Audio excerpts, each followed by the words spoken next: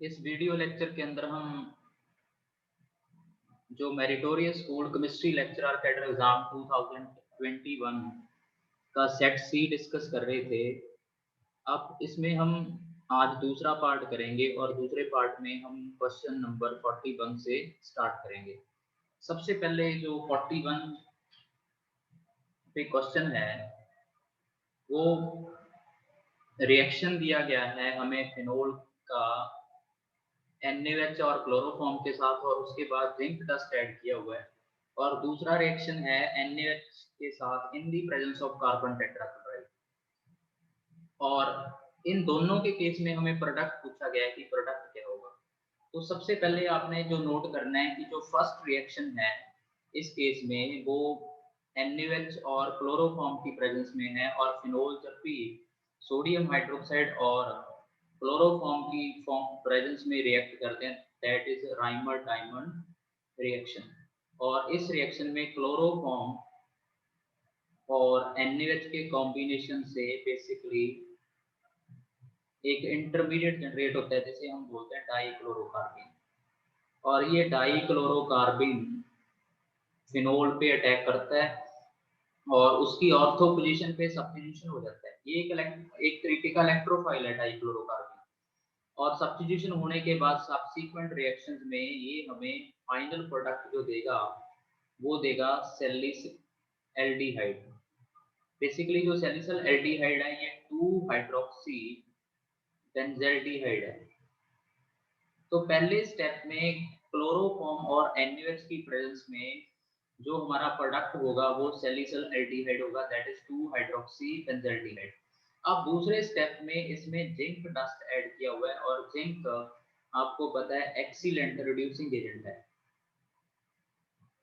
और वो क्या करेगा जो OH ग्रुप है उसको रिड्यूस कर देगा, और रिड्यूस करके इसका ऑक्सीजन रिमूव कर देगा और खुद चेंज हो जाएगा जिंक ऑक्साइड में। तो जो आपका फिनोलिक ग्रुप था वो एलिमिनेट हो गया।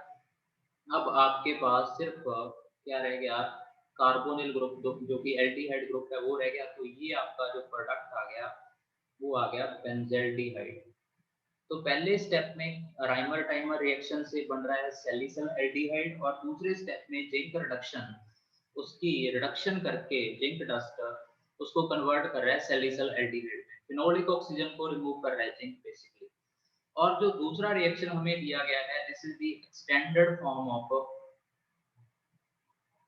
राइमर टाइमर रिएक्शन जिसमें कार्बन टेट्राक्लोराइड ऐड किया गया है। तो जब हम कार्बन टेट्राक्लोराइड ऐड करेंगे in the presence of NaOH तो ये क्लोरीन सारे रिप्लेस कर देगा और कार्बन के साथ OH नेगेटिव ग्रुप आ जाएंगे और 4 क्लोराइड यहाँ से रिमूव हो जाएंगे, और एक कार्बन पे 4 OH ग्रुप अनस्टेबल होंगे। तो सबसीक्वेंट वाटर का लॉस होने के बाद ये बेसिकली कार्बन डाइऑक्साइड में चेंज हो जाएगा, और जो ये कार्बन डाइऑक्साइड है ये बेसिकली फिनोल की क्या करेगा, कार्बोक्सिलेशन करेगा, just like in case of Paul phase reaction. तो अगर हम CCl4 ऐड करते हैं in the presence of NaOH तो रिएक्शन बिल्कुल कॉल बेस रिएक्शन टाइप का होगा, और इसमें फिनोल में अगर हम CCl4 ऐड करेंगे in the presence of NaOH तो एक टाइप से आपने ये सोचना है कि ये क्या है, कार्बोक्सिलेशन ऑफ फिनोल है। और कार्बोक्सिलेशन ऑफ फिनोल में जो फाइनल प्रोडक्ट बनता है वो क्या बनता है, salicylic acid, that is 2 hydroxy benzoic acid. इसमें फिनोल की कार्बोक्सिलेशन होती है और CO2 ऑर्थो पोजीशन पे अटैक करेगा।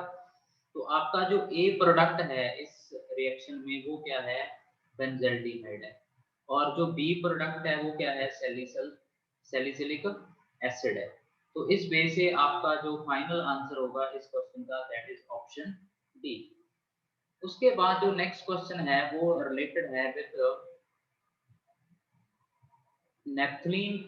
आपके पास सिस्टम है और इस सिस्टम में OH ग्रुप अटैच है, बेसिकली ये नेप्थोल है, और नेप्थोल भी कौन सा है, बीटा नेप्थोल है, क्योंकि सेकंड पोजीशन के ऊपर OH ग्रुप लगा हुआ है।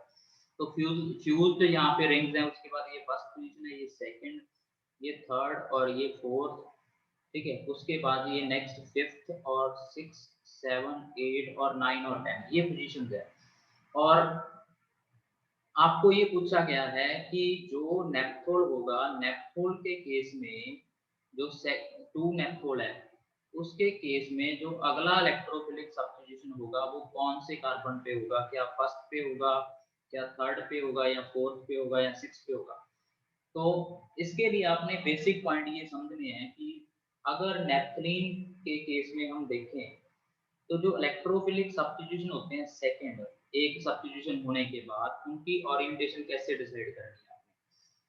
सबसे पहले आपने ये नोट करना है कि अगर आपके नेप्थलीन के ऊपर ऑर्थो पैरा डायरेक्टिंग ग्रुप लगे हुए हैं, तो मोस्टली उस केस में सेम रिंग पे ही दूसरा सब्स्टिट्यूएंट आके अटैच होगा, मतलब होमो सब्स्टिट्यूशन होगा। अगर इलेक्ट्रॉन विड्रॉइंग ग्रुप लगे हुए हैं तो उस केस में हेटेरो सब्स्टिट्यूशन होता है। तो इस कैटेगरी वाइज अगर हम ग्रुप बनाएं, तो जो क्लोरीन, ब्रोमीन, OH ग्रुप या मिथाइल ग्रुप या सब्स्टिट्यूटेड अमाइन्स या आपके पास इस तरीके के सब्स्टिट्यूटेड अमाइड्स हों, तो अगर वो ये सारे ग्रुप अगर नेप्थलीन के फर्स्ट पोजीशन पे प्रेजेंट है, फर्स्ट पोजीशन पे प्रेजेंट है ये सारे ग्रुप, तो इस केस में क्या होगा, जो सेकंड ग्रुप आके अटैक करेगा वो करेगा होमो न्यूक्लियर सब्स्टिट्यूशन, मींस उसी रिंग में आके वो अटैक करेगा, और वो मेनली अटैक करेगा फोर्थ पोजीशन पे, यानी कि फोर्थ कार्बन पे मेजरली अटैक करेगा, और सेकंड कार्बन पे कंपैरेटिवली लेसर एक्सटेंट में करेगा। उसके बाद अगर OH ग्रुप और मिथाइल ग्रुप या सब्स्टिट्यूटेड अमाइंस या सब्स्टिट्यूटेड अमाइड्स आपके वो क्या हो, सेकंड पोजीशन पे प्रेजेंट हो, तो उस केस में जो अगला सब्स्टिट्यूशन होगा वो फर्स्ट पोजीशन पे होगा। ये सेकंड पॉइंट है इंपॉर्टेंट। तो ये वाले ग्रुप क्या थे, ऑर्थो पैरा डायरेक्टिंग थे सारे, इनका केस हमने डिस्कस किया। सेकेंडली, अगर आपके पास नाइट्रो ग्रुप और सल्फोनिक ग्रुप हो जो कि इलेक्ट्रॉन विड्रॉइंग ग्रुप हैं और मेटा डायरेक्टिंग है, अगर वो फर्स्ट और सेकंड दोनों में से किसी पोजीशन पे प्रेजेंट हो, तो फिर सब्स्टिट्यूशन होता है हेटेरो, मतलब दूसरी रिंग में जाके सब्स्टिट्यूशन होगा, इस रिंग में नहीं होगा। पहली और दूसरी पोजीशन पे है तो सब्स्टिट्यूशन दूसरी रिंग में होगा, मतलब वहां पे चांस है 5 6 7 या 8 पे किसी पे। तो इस केस में जो ज्यादातर सब्स्टिट्यूशन होता है वो होता है 5 और 8 पोजीशन पे। और अगर आपके तीसरे केस में क्लोरीन और अमीनो ग्रुप सेकंड पोजीशन पे आ जाए, ठीक है, अगर वो सेकंड पोजीशन पे आ जाए तब भी हेटेरोन्यूक्लियर सब्स्टिट्यूशन होगा, वो कहाँ पे होगा, 5वें और 8वें पोजीशन पे। फिफ्थ वाला ज्यादातर मेजर प्रोडक्ट होता है। तो इस केस को अप्लाई आप करोगे अब इस केस में, तो अब आपका जो OH ग्रुप है वो आपको फर्स्ट ना देके सेकंड पोजीशन पे दिया गया है, तो हम इस वाले रूल को अप्लाई करेंगे। ठीक है, इस वाले रूल को क्या करेंगे, अप्लाई करेंगे। तो अगर आप ये रूल अप्लाई करोगे तो OH अगर सेकंड पोजीशन पे हो तो नेक्स्ट सब्स्टिट्यूशन आपका कार्बन नंबर फर्स्ट पे होगा। जो इलेक्ट्रोफाइल अटैक करेगा that will B attack on carbon number 1, क्योंकि OH ग्रुप किसके ऊपर प्रेजेंट है, ठीक है, वो प्रेजेंट है सेकंड पोजीशन पे। ठीक है, पिछले जो हमने 2018 का एग्जाम डिस्कस किया था उसमें आपको नाइट्रो ग्रुप देके पूछा था कि नेक्स्ट सब्स्टिट्यूशन कहाँ पे होगा। ठीक है, उसमें नाइट्रो ग्रुप में भी शायद सेकंड पोजीशन पे था, तो उस केस में जो मेजर प्रोडक्ट आया आपका वो फिफ्थ पोजीशन पे अटैक हो गया है। तो ये समराइज्ड फॉर्म है, जब आप नेप्थलीन के अंदर इलेक्ट्रोफिलिक सब्स्टिट्यूशन की डिटेल डिस्कस करोगे, तो अगर OH ग्रुप सेकंड पोजीशन पे है तो जो नेक्स्ट सब्स्टिट्यूशन होगा वो फर्स्ट पे होगा। अगर वो फर्स्ट पोजीशन पे होता तो मेजर जो अटैक होते वो फोर्थ पे होते, और कुछ अटैक क्या होते सेकंड पोजीशन पे होते। तो ये कंपाइल्ड फॉर्म में नेप्थलीन के सब्स्टिट्यूशंस के केस को हमने डिस्कस किया। उसके बाद नेक्स्ट जो क्वेश्चन है वो 43 मैं एक बार डिस्कस नहीं कर रहा, ठीक है, उसको नेक्स्ट वीडियो के अंदर मैं डिस्कस करूंगा। और जो नेक्स्ट है वो 44th क्वेश्चन है कि जो ये साइक्लोहेक्सेन दी गई है आपको ए और बी सब्स्टिट्यूटेड साइक्लोहेक्सेन्स हैं, इनमें डी हाइड्रोहेलोजिनेशन में ए और बी आइसोमर जो होंगे NaOH के साथ जब रिएक्शन होगी तो कौन सा फास्ट रिएक्ट करेगा। ठीक है, कंपैरिजन करना है कि ए बी से स्लो होगा या दोनों सेम रेट पे करेंगे, या ए फास्टर करेगा बी से, या A and B don't react at all. ठीक है, ये क्वेश्चन पूछा गया। इसमें सबसे पहली बात आपने ये नोट करनी है कि जो डीहाइड्रोहेलोजिनेशन होता है वो एलिमिनेशन रिएक्शन है, और ज्यादातर केस में इनमें E2 टाइप का मैकेनिज्म फॉलो होता है। ठीक है, और E2 मैकेनिज्म जब भी आपके पास फॉलो हो तो E2 रिएक्शन रैपिडली तभी होती है जब आपके लीविंग ग्रुप और जो हाइड्रोजन अब्स्ट्रैक्ट होता है, ये यहाँ पे मैं शो कर रहा हूँ X as a leaving group, ये आपका हाइड्रोजन है जिसको बेस क्या करता है, अब्स्ट्रैक्ट करता है। ये कार्बन के अराउंड सिचुएशन है, मैं आपको सिंपली पहले बेसिक एक्सप्लेन कर रहा हूँ। तो ये आपका स्टार्टिंग कोई भी हेलो अल्केन है, तो उस सिस्टम में जो आपका X है और जो हाइड्रोजन है वो बेसिकली क्या चाहिए हमें, अगर तो आप कंफर्मेशन वाइज बात करो तो क्या चाहिए हमें, स्टैगर्ड मैनर में चाहिए। ठीक है, वो हमें चाहिए किस मैनर में, स्टैगर्ड मैनर में। और अगर आप इस स्ट्रक्चर के बारे में बात करो तो वो क्या होने चाहिए, जो ग्रुप लीव कर रहा है आपका ये वाला एक्स लीविंग ग्रुप है, और जो यहाँ से हाइड्रोजन अब्स्ट्रैक्ट हो रहा है, हाइड्रोजन अब्स्ट्रैक्ट होने के बाद ये सिग्मा बॉन्ड यहाँ पे शिफ्ट होगा और कार्बन कार्बन में बॉन्ड बनेगा, और बॉन्ड बनने के बाद अल्कीन बनेगा। तो जो हाइड्रोजन और ये बड़ा एक्स ग्रुप है दैट शुड बी कोप्लेनर। अगर रिएक्शन ने फास्ट होना है तो ये रिएक्शन फास्ट कब होती है, E2 टाइप की रिएक्शन तभी फास्ट होती है जब हाइड्रोजन और जो लिविंग ग्रुप हैं वो क्या हो, आपके कोप्लेनर हो। कोप्लेनर मतलब वो एक दूसरे के साथ 180 डिग्री पे। इस कंफर्मेशन को हम बोलते हैं एंटी पेरिप्लेनर कंफर्मेशन। अगर इस अरेंजमेंट में आपका मॉलिक्यूल होगा तो उस केस में आपकी रिएक्शन क्या होगी, रैपिडली होगी। तो अगर आप साइक्लोहेक्सेन की बात करो तो उस केस में एंटी पेरिप्लेनर अरेंजमेंट जो है, एक होती है सिन पेरिप्लेनर। सिन पेरिप्लेनर का मतलब दोनों ग्रुप सेम साइड आ जाए, लीविंग ग्रुप भी और जहां से हाइड्रोजन रिमूव हो रहा है वो भी सेम साइड आ जाए, तो उसको सिन पेरिप्लेनर बोलेंगे। सिन पेरिप्लेनर में क्या होगी, रिएक्शन स्लो होगी। तो अब जब साइक्लोहेक्सेन की हम बात करें तो इस केस में एंटी पेरिप्लेनर अरेंजमेंट के लिए जो कार्बन और हाइड्रोजन है और जो कार्बन और हेलोजन बॉन्ड है that must be on axial position, तभी वो एंटी पेरिप्लेनर अरेंजमेंट बनेगी और रिएक्शन क्या होगी, फास्ट होगी। अब इसके बाद अगर आपको जो क्वेश्चन दिया गया है इस क्वेश्चन में नोट करो तो एक टर्सरी ग्रुप अटैच है इन पोजीशंस पे। टर्सरी ग्रुप हमेशा जो रिंग्स होती हैं उन रिंग्स में बल्की ग्रुप होता है, और बल्की ग्रुप हमेशा जो होगा वो इक्वेटोरियल पोजीशंस को ऑक्यूपाई करना प्रेफर करते हैं रिंग्स को स्टेबिलिटी देने के लिए। तो दोनों पोजीशंस पे अगर आप देखोगे तो ये बड़ा टर्सरी ग्रुप इक्वेटोरियल पोजीशन पे है। मैंने लास्ट जो वीडियो था उसमें भी आपको बताया था कि आपने एक्सियल और इक्वेटोरियल पोजीशन कैसे डिसाइड करनी है। तो अगर ये वाला अगर साइक्लोहेक्सेन का आप सब्स्टिट्यूटेड फॉर्म देखो तो इसमें जो फर्स्ट कार्बन पे ब्रोमीन है वो अपवर्ड है, तो ये कौन सी पोजीशन पे है, एक्सियल पोजीशन पे है। ठीक है, और जो सेकंड कार्बन होगा उसमें एक्सियल पोजीशन डाउनवर्ड होगा, थर्ड में एक्सियल अपवर्ड होगा और फोर्थ में डाउनवर्ड होगा। तो आपको फोर्थ पोजीशन पे जो टर्सरी ब्यूटाइल ग्रुप दिया गया है वो अपवर्ड है, इसीलिए वो क्या होगा, इक्वेटोरियल होगा। तो ए आइसोमर है जो आपका, उसमें जो फर्स्ट ब्रोमीन है वो एक्सियल पोजीशन पे है, और जो आपका ग्रुप है इक्वेटोरियल पोजीशन पे है, टर्सरी ब्यूटाइल ग्रुप। अब इसकी पोजीशन ब्लॉक रहनी है, चाहे आप बी आइसोमर में भी देख लो वो इक्वेटोरियल पोजीशन पे है, बट बी आइसोमर में ब्रोमीन जो है वो वर्टिकली डाउनवर्ड है, तो वो इक्वेटोरियल पोजीशन में। अब आपने ये चीज नोट करनी है कि जब ये एक्सियल पोजीशन में है तो अगर मैं इसकी साइक्लोहेक्सेन इस टाइप से ड्रॉ करके आपको पोजीशन बताऊं तो इस पोजीशन पे आपका टर्सरी ब्यूटाइल ग्रुप है, ये फर्स्ट, ये सेकंड, ये थर्ड और फोर्थ कार्बन है विद रिस्पेक्ट टू हेलोजन, यहाँ पे आपका क्या है, ब्रोमीन। ठीक है, इस टाइप की आपकी अरेंजमेंट है, इसी अरेंजमेंट को मैंने ड्रॉ किया।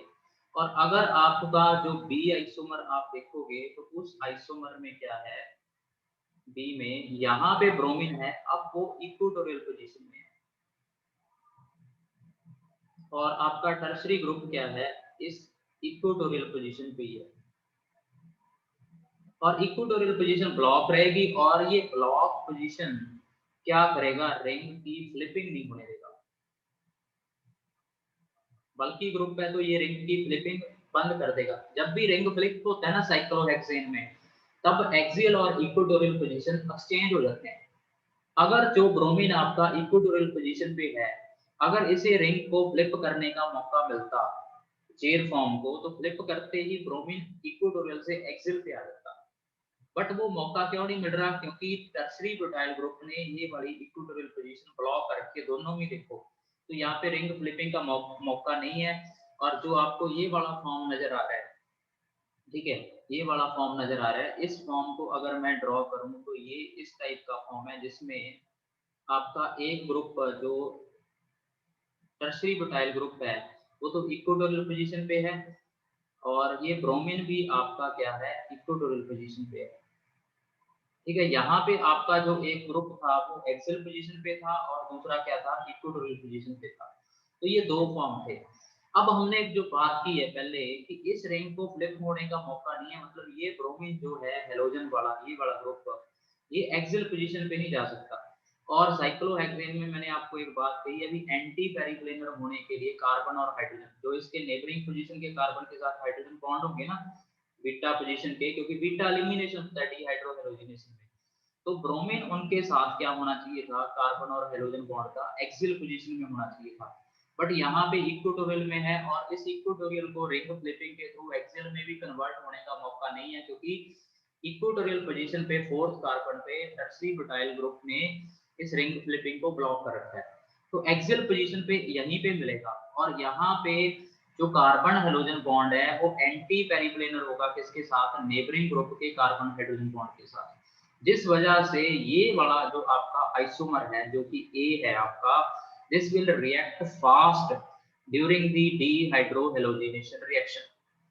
मेन आपने पॉइंट नोट करना है बेसिकली कि जब भी डीहाइड्रोहेलोजिनेशन रिएक्शंस होते हैं, आपका कार्बन हाइड्रोजन बॉन्ड और कार्बन हाइड्रोजन बॉन्ड कोप्लेनर होने चाहिए, मींस एंटी पेरिप्लेनर कॉन्फॉर्मेशन में होने चाहिए। ये तो बात थी सिंपल टाइप के मॉलिक्यूल्स की। अगर आप साइक्लोहेक्सेन की बात कर रहे हो तो एंटी पेरिप्लेनर अरेंजमेंट तब बनेगी जब जिस कार्बन पे आपका हाइड्रोजन अटैच है और नेबरिंग कार्बन और हाइड्रोजन क्या हो, एक्सियल पोजीशन के अंदर हो। तो आपका जो बी आइसोमर उसमें हाइड्रोजन देखोगे आप इक्वेटोरियल पोजीशन में है, और इस इक्वेटोरियल पोजीशन के ब्रोमीन को सॉरी एक्सियल में बदलने का मौका भी नहीं मिलेगा, क्योंकि ये रिंग फ्लिप नहीं हो सकता। फ्लिप क्यों नहीं हो सकता, क्योंकि यहाँ पे टर्सरी ब्यूटाइल ग्रुप इसको क्या कर रहा है, ब्लॉक कर रहा है। दोनों में इक्वेटोरियल पोजीशन ब्लॉक कर रही है, बल्कि ग्रुप हमेशा इक्वेटोरियल पोजीशन को ऑक्यूपाई करना प्रेफर करते हैं। तो इसने रिंग की फ्लिपिंग बंद कर दी, तो ये वाला ब्रोमीन है जो वो एक्सियल पोजीशन पे भी रिंग के फ्लिप होने के बाद मूव नहीं करेगा, तो ये वाला क्या करेगा, स्लो रिएक्ट करेगा, और ए आपका क्या करेगा, फास्ट रिएक्ट करेगा डीहाइड्रोहेलोजिनेशन में। तो इस मैनर से जो आपका इस क्वेश्चन का आंसर आएगा, that will be the option, जो इस क्वेश्चन का आंसर होगा वो होगा ऑप्शन बी, ए रिएक्ट फास्टर देन बी, क्योंकि ए में कार्बन हाइड्रोजन बॉन्ड और carbon hydrogen bond axial positions पे मिलेंगे आपको, ठीक है, और वो एंटी पेरिप्लेनर अरेंजमेंट बनाएगा, तो इसीलिए इसकी रिएक्शन क्या होगी, फास्ट होगी। जबकि बी में ब्रोमीन है वो इक्वेटोरियल पोजीशन पे है, वो एंटी पेरिप्लेनर नहीं बनाएगा, तो उसमें रिएक्शन कंपैरेटिवली स्लो होगी। उसके बाद जो नेक्स्ट क्वेश्चन है वो पूछा गया है कि इन सभी रिएक्टेंट्स में से कौन सा ऐसा रिएक्टेंट है जो हेलोफॉर्म रिएक्शन अप्लाई करने के बाद कार्बोक्सिलिक एसिड की सिंथेसिस करेगा। तो ये हम पिछले पेपर के अंदर भी डिस्कस कर चुके हैं कि जो हेलोफॉर्म रिएक्शन है वो ऑर्गेनिक के अंदर मेनली जो दो ग्रुप शो करते हैं, उनमें एक तो आते हैं मिथाइल कीटोन्स और दूसरे आते हैं जो वो हैं मिथाइल कार्बेनॉइल्स। ये ग्रुप क्या करते हैं, हेलोफॉर्म रिएक्शन शो करते हैं, और जब भी हेलोफॉर्म रिएक्शन होती है, जैसे आपके पास ये वाला कंपाउंड हो, तो जब भी आप उसमें हेलोजन ऐड करोगे इन दी प्रेजेंस ऑफ अल्कीन, तो ये वाला जो मिथाइल ग्रुप है ये कन्वर्ट हो जाएगा किसके अंदर, हेलोफॉर्म के अंदर, और जो बाकी मॉलिक्यूल आपके पास बचेगा वो बन जाएगा कार्बोक्सिलिक एसिड का सॉल्ट, और साइड प्रोडक्ट होंगे आपके सोडियम हलाइड और वाटर। तो कार्बोक्सिलिक एसिड हेलो फॉर्म के रिएक्शन के अंदर ऑक्सीडेशन से तभी बनता है जब आपके पास या तो मिथाइल कीटोन हो या मिथाइल कार्बोनाइल हो।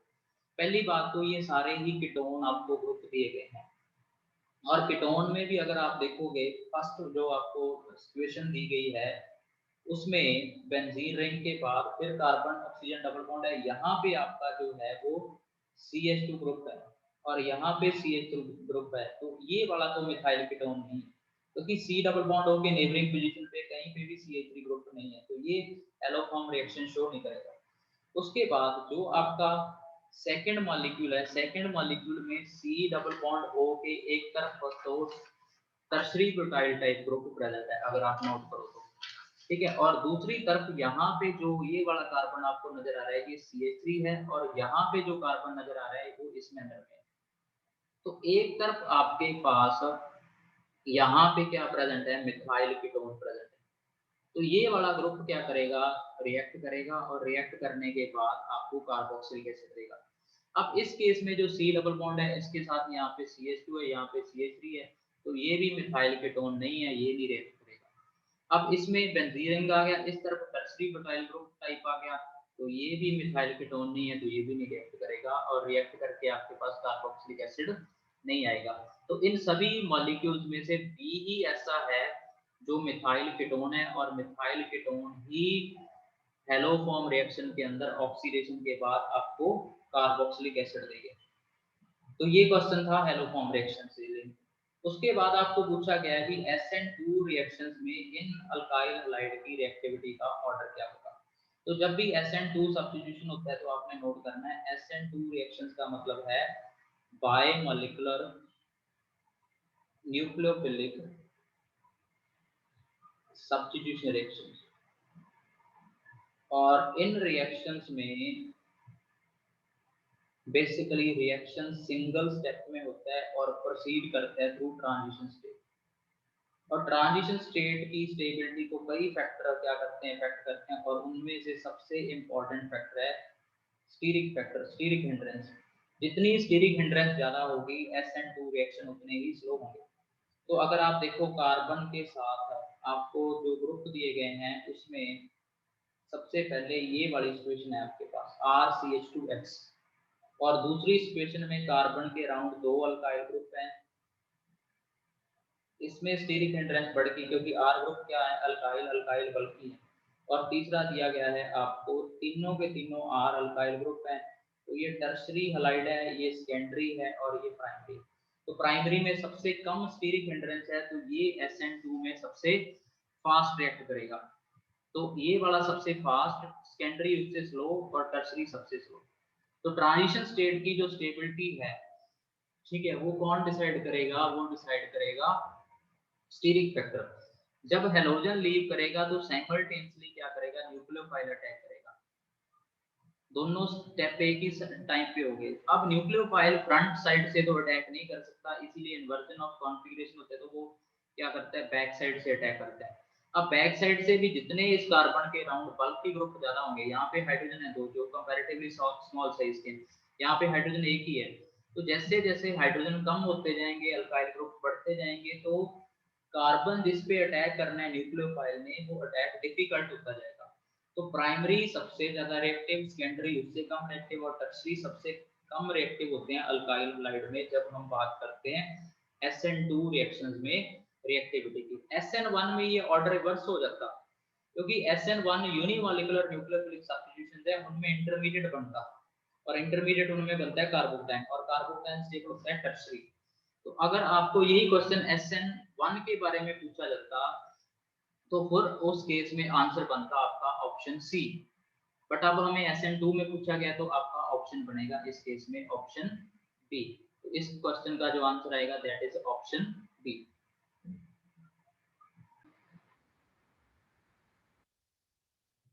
तो जो नेक्स्ट क्वेश्चन है हमारे पास आपको 47 में ये पूछा गया है कि इन सभी में से कौन सी एल्कीन मेजर प्रोडक्ट बनेगी जब एलिमिनेशन रिएक्शन होगी। और और आपने नोट करना है कि जो ये एलिमिनेशन हो रहा है वो क्वार्टनरी अमोनियम सॉल्ट में हो रहा है, और इस क्वार्टनरी अमोनियम सॉल्ट को जब बेस की प्रेजेंस में हम हीट करते हैं, क्वार्टनरी अमोनियम सॉल्ट में इसीलिए बोल रहा हूँ क्योंकि नाइट्रोजन अगर आप देखो वो 4 बॉन्ड बना रहा है और नाइट्रोजन पॉजिटिवली चार्ज है, तो ये आपके पास क्वार्टनरी अमोनियम सॉल्ट है। और इस सॉल्ट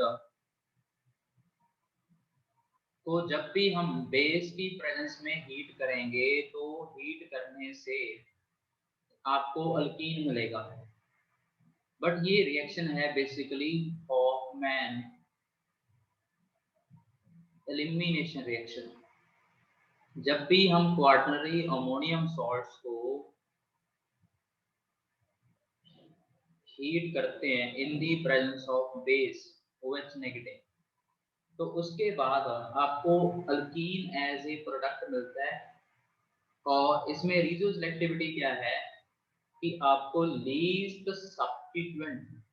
सब्स्टिट्यूटेड अल्कीन क्या मिलेगा, एज ए मेजर प्रोडक्ट मिलेगा। अगर आप इसको सेडजेक रूल से कंपेयर करो तो सेडजेक रूल में जो प्रोडक्ट मिलता है वो कंपैरेटिवली मोर सब्स्टिट्यूटेड अल्कीन क्या मिलता है, मेजर प्रोडक्ट मिलता है। बट इसमें जो केस होगा वो सेडजेक के क्या होगा, अपोजिट होगा। और ऐसा किसमें देखा जाता है मोस्टली जब हम एलिमिनेशन करवा रहे हो किससे, बेसिकली क्वार्टनरी अमोनियम सॉल्ट से। तो यहाँ पे जो हमारा केस होगा वो होगा हॉफमैन एलिमिनेशन का। तो अब जो बेस अटैक करेगा आपका OH नेगेटिव, वो बीटा पोजीशन से हाइड्रोजन को रिमूव करेगा। अब अगर आप इस मॉलिक्यूल में देखो तो आप नाइट्रोजन के विद रिस्पेक्ट अगर जिस कार्बन के साथ नाइट्रोजन अटैच है तो वो आपका अल्फा पोजीशन आ गया, बीटा पोजीशन का ये वाला हाइड्रोजन है, ठीक है, और एक ये वाला आपका हाइड्रोजन है। इन दोनों हाइड्रोजन में से जो बेस है आपका OH नेगेटिव, वो इस हाइड्रोजन को अब्स्ट्रैक्ट करना प्रेफर करेगा। क्यों प्रेफर करेगा वो अब हम डिस्कस करेंगे। तो जब इस पोजीशन से हाइड्रोजन को क्या करेगा, अब्स्ट्रैक्ट करेगा, तो ये नाइट्रोजन का बॉन्ड यहाँ से ब्रेक हो जाएगा और ये पूरा आपका टर्शरी अमाइन आ गया। नाइट्रोजन के साथ अब 3 ग्रुप हैं, एक तो मिथाइल है और एक इथाइल ग्रुप है और एक नॉर्मल ब्यूटाइल ग्रुप है। ये आपका टर्शरी अमाइन आ गया। अब हाइड्रोजन यहाँ से एलिमिनेट हुआ तो ये सिग्मा बॉन्ड यहाँ पे शिफ्ट हो गया और आपके पास अल्कीन बन गया। ठीक है, अगर आप इस केस में यहाँ से हाइड्रोजन रिमूव करते तो जो प्रोडक्ट बनता वो इस टाइप का बनता। अगर मैं इस पोजीशन से हाइड्रोजन को रिमूव करूँ, इस यहाँ पे भी एक हाइड्रोजन है, तो अगर मैं वहां से रिमूव करूंगा तो वो आपका अल्कीन इस टाइप का बनेगा। तो इस डबल बॉन्डेड के साथ एक अल्काइल ग्रुप आने से ये क्या बन जाता, मोर सब्स्टिट्यूटेड अल्कीन बन जाता है। ठीक है, ये इस केस में मेजर प्रोडक्ट नहीं होगा क्योंकि हॉफमैन एलिमिनेशन में रिड्यूस एक्टिविटी क्या करती है भी, जो हाइड्रोजन एलिमिनेट होगा इस वे से एलिमिनेट होगा कि जो आपका रिजल्टेंट अल्कीन होगा that is stable when it is least substituted, और वो मेजर प्रोडक्ट की फॉर्म के अंदर आपको मिलेगा। तो इस हॉफमैन एलिमिनेशन के बेस से अगर आप देखोगे तो आपको ये वाला प्रोडक्ट मिलेगा जिसमें जो अल्कीन बनेगा वो लीस्ट सब्स्टिट्यूटेड बनेगा।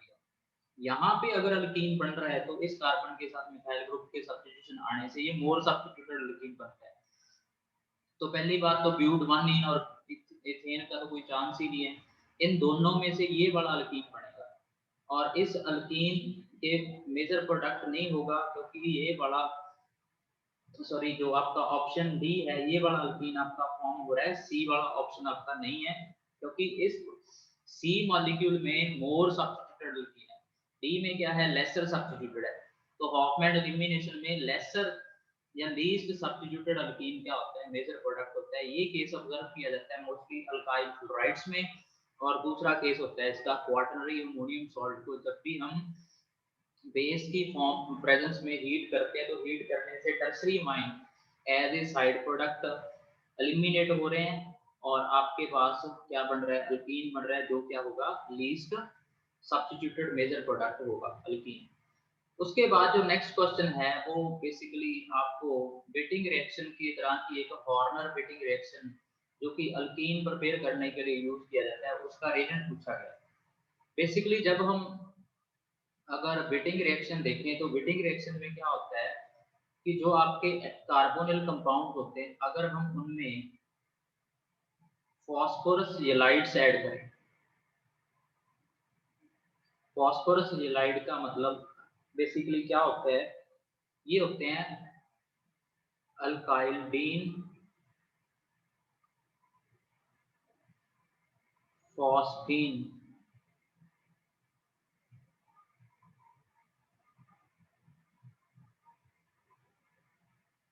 ऑक्साइड, या हम इनको बोलते हैं बेसिकली अल्काइलिडीन ट्राइफिनाइल फॉस्फोरेंस, दोनों में से किसी नाम से हम इसको कह सकते हैं, अल्काइलिन ट्राइफिनाइल फॉस्फीन ऑक्साइड या फॉस्फोरेंस। तो जब भी हम फॉस्फोरस जेलाइड जो कि इस फॉर्म में होगा, ट्राइफिनाइल है आपका केस, तो 3 फिनाइल ग्रुप फॉस्फोरस के साथ होंगे और फॉस्फोरस डबल बॉन्डेड होगा कार्बन के साथ, और कार्बन के 2 सब्स्टिट्यूएंट होंगे, एक आर और आर प्राइम, ये दोनों सेम भी हो सकते हैं, डिफरेंट भी हो सकते हैं। तो ये फॉस्फोरस जेलाइड जब कार्बोनिल कंपाउंड के साथ रिएक्ट करता है तो आपका एक मिलेगा आपको ट्राइफिनाइल फॉस्फीन ऑक्साइड, और ये वाला ग्रुप कंबाइन करके आपको क्या देगा, अल्कीन देगा। तो ये तो था फिटिंग रिएक्शन। बट अगर आपने टिपिकली जो अल्कीन बनाने हो और वो अल्कीन किस कॉन्फ़िगरेशन के बनाने हो, ई टाइप की कॉन्फ़िगरेशन के बनाने हो, और मेनली हम उन्हें कहेंगे तो वो होंगे ट्रांस अल्कीन्स। तो अगर आपको सिर्फ ट्रांस अल्कीन चाहिए तो उस केस में हम हॉर्नर बिटिंग रिएक्शन को क्या करते हैं, अप्लाई करते हैं। और इस केस में जो रेजेंट होगा वो अल्काइलिडीन ट्राइफिनाइल फॉस्फोरेन नहीं होगा, इसमें होगा अल्काइलिडीन डाइफिनाइल फॉस्फीन ऑक्साइड होगा, जो आपका ऑप्शन डी है।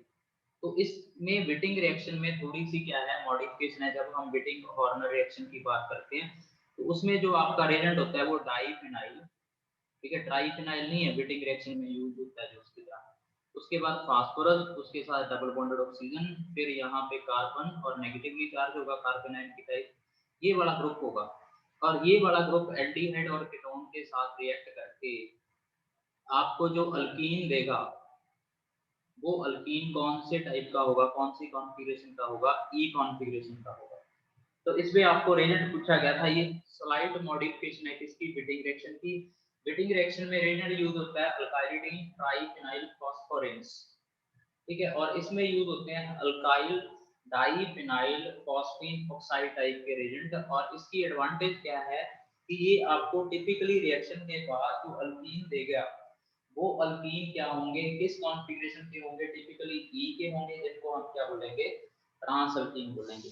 तो ये था क्वेश्चन नंबर 48, जिसमें बिटिंग रिएक्शन की क्या पूछी गई थी, मॉडिफिकेशन पूछी गई थी। इसके बाद जो नेक्स्ट क्वेश्चन है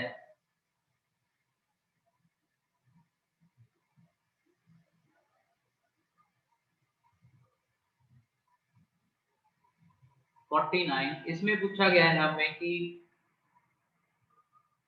इनमें से कौन सा कंपाउंड येलो पीपीडी देगा जब हम इसके सॉल्यूशन को एक्वस NaOH के साथ शेक करेंगे और बाद में एसिडिफिकेशन करेंगे और एसिडिफिकेशन के साथ सिल्वर नाइट्रेट का एडिशन करेंगे।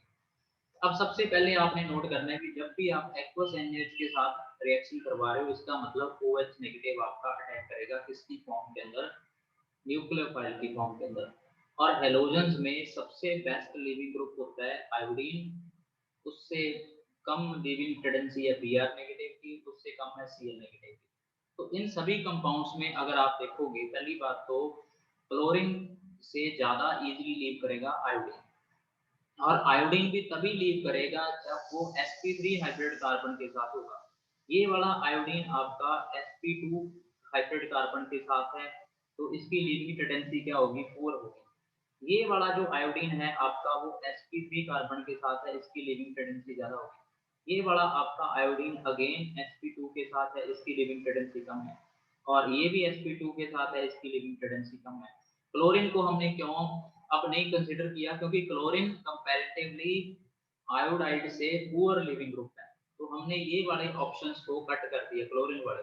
ये वाले क्लोरीन sp3 के साथ हैं, बट क्लोरीन से ज्यादा इजीली मूव करेगा आपका कौन, आई नेगेटिव, और OH नेगेटिव का अटैक इस पे इजीली होगा। तो पहली बात तो हमने ये देखी कि लिविंग ग्रुप कौन सा है।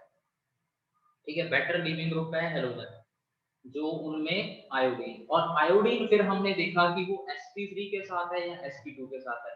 अब जो ये वाला आयोडीन होगा इस केस में, ये तो बेंजीन के साथ रेजोनेंस में इन्वॉल्व होगा और इस बॉन्ड में पार्शियल डबल बॉन्ड करेक्टर होगा, बट ये वाला तो नहीं है, यहाँ पे तो कार्बन जो है वो sp3 के साथ कनेक्ट है। तो सबसे पहले हमने ए को सिलेक्ट कर लेना है, ये कंपाउंड ही आपका NaOH के साथ सबसे फास्ट रिएक्ट करेगा। और रिएक्शन के बाद क्या होगा, यहाँ से आयोडीन एलिमिनेट हो जाएगा OH नेगेटिव का अटैक होने के बाद इस कार्बन पे, तो आपको ये वाला प्रोडक्ट मिलेगा। यहाँ पे क्लोरीन प्रेजेंट है, तो ये वाला आपको प्रोडक्ट मिल गया। ठीक है, और आपका साइड प्रोडक्ट क्या आएगा इस केस में, वो आएगा NaOH, क्योंकि हमने NaOH ऐड किया है, तो NaOH के ऐड करने से साइड प्रोडक्ट होगा NaOH। अब जब हम इसको एसिडिफिकेशन करने के बाद इसमें सिल्वर नाइट्रेट ऐड करेंगे, तो सिल्वर नाइट्रेट के ऐड करने से क्या होगा, जो NaI बना है इसके साथ सिल्वर नाइट्रेट रिएक्ट कर जाएगा, और रिएक्शन करने के बाद आपको NaNO3 प्लस सिल्वर आयोडाइड मिलेगा। और सिल्वर आयोडाइड के क्या होते हैं, येलो पीपीडीज होते हैं। ठीक है, अब आपने बात नोट करनी है, सिल्वर क्लोराइड के व्हाइट पीपीडीज होते हैं, इसीलिए मैंने क्लोरीन वाले ऑप्शन छोड़ दिए थे। ठीक है, और सिल्वर ब्रोमाइड के जो प्रेसिपिटेट होते हैं वो होते हैं पेल येलो, और प्योरली येलो प्रेसिपिटेट आपको मिलते हैं सिल्वर आयोडाइड के।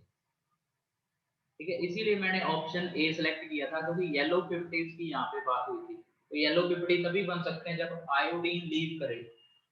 ठीक है, और आयोडीन सबसे इजीली लीव करेगा आपका कौन से ऑप्शन में, ए ऑप्शन में।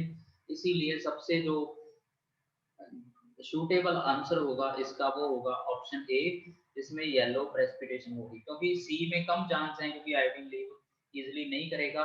और आपका बी और डी भी ऐसा केस है, आयोडीन लीव नहीं करेगा। क्लोरीन अगर लीव कर जाएगा तो वो आपको येलो पीपीडीज नहीं देगा, वो क्या देगा, व्हाइट पीपीडीज देगा। तो इस बेस पे क्वेश्चन था क्वेश्चन नंबर 49।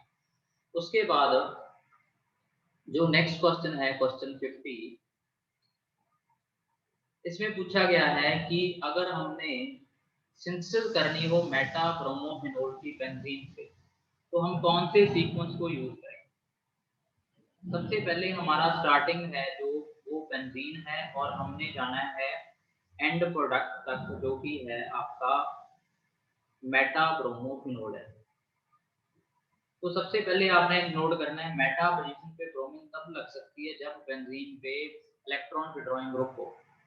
ठीक है, तो अगर आपने पहले ही बेंजीन की ब्रोमिनेशन कर दी, तो ब्रोमिनेशन क्या है, ब्रोमीन ऑर्थो पैरा अट्रैक्टिंग है, तो फिर आप मेटा पोजीशन पे कोई प्रोडक्ट या कोई भी स्पीसीज ऐड नहीं कर सकते। तो सी डी वाला तो आपका पहले ही कैंसिल हो जाएगा। ठीक है, तो सबसे पहले हम करेंगे नाइट्रेशन, और नाइट्रेशन करने के लिए हमें नाइट्रेटिक मिक्सर की जरूरत है।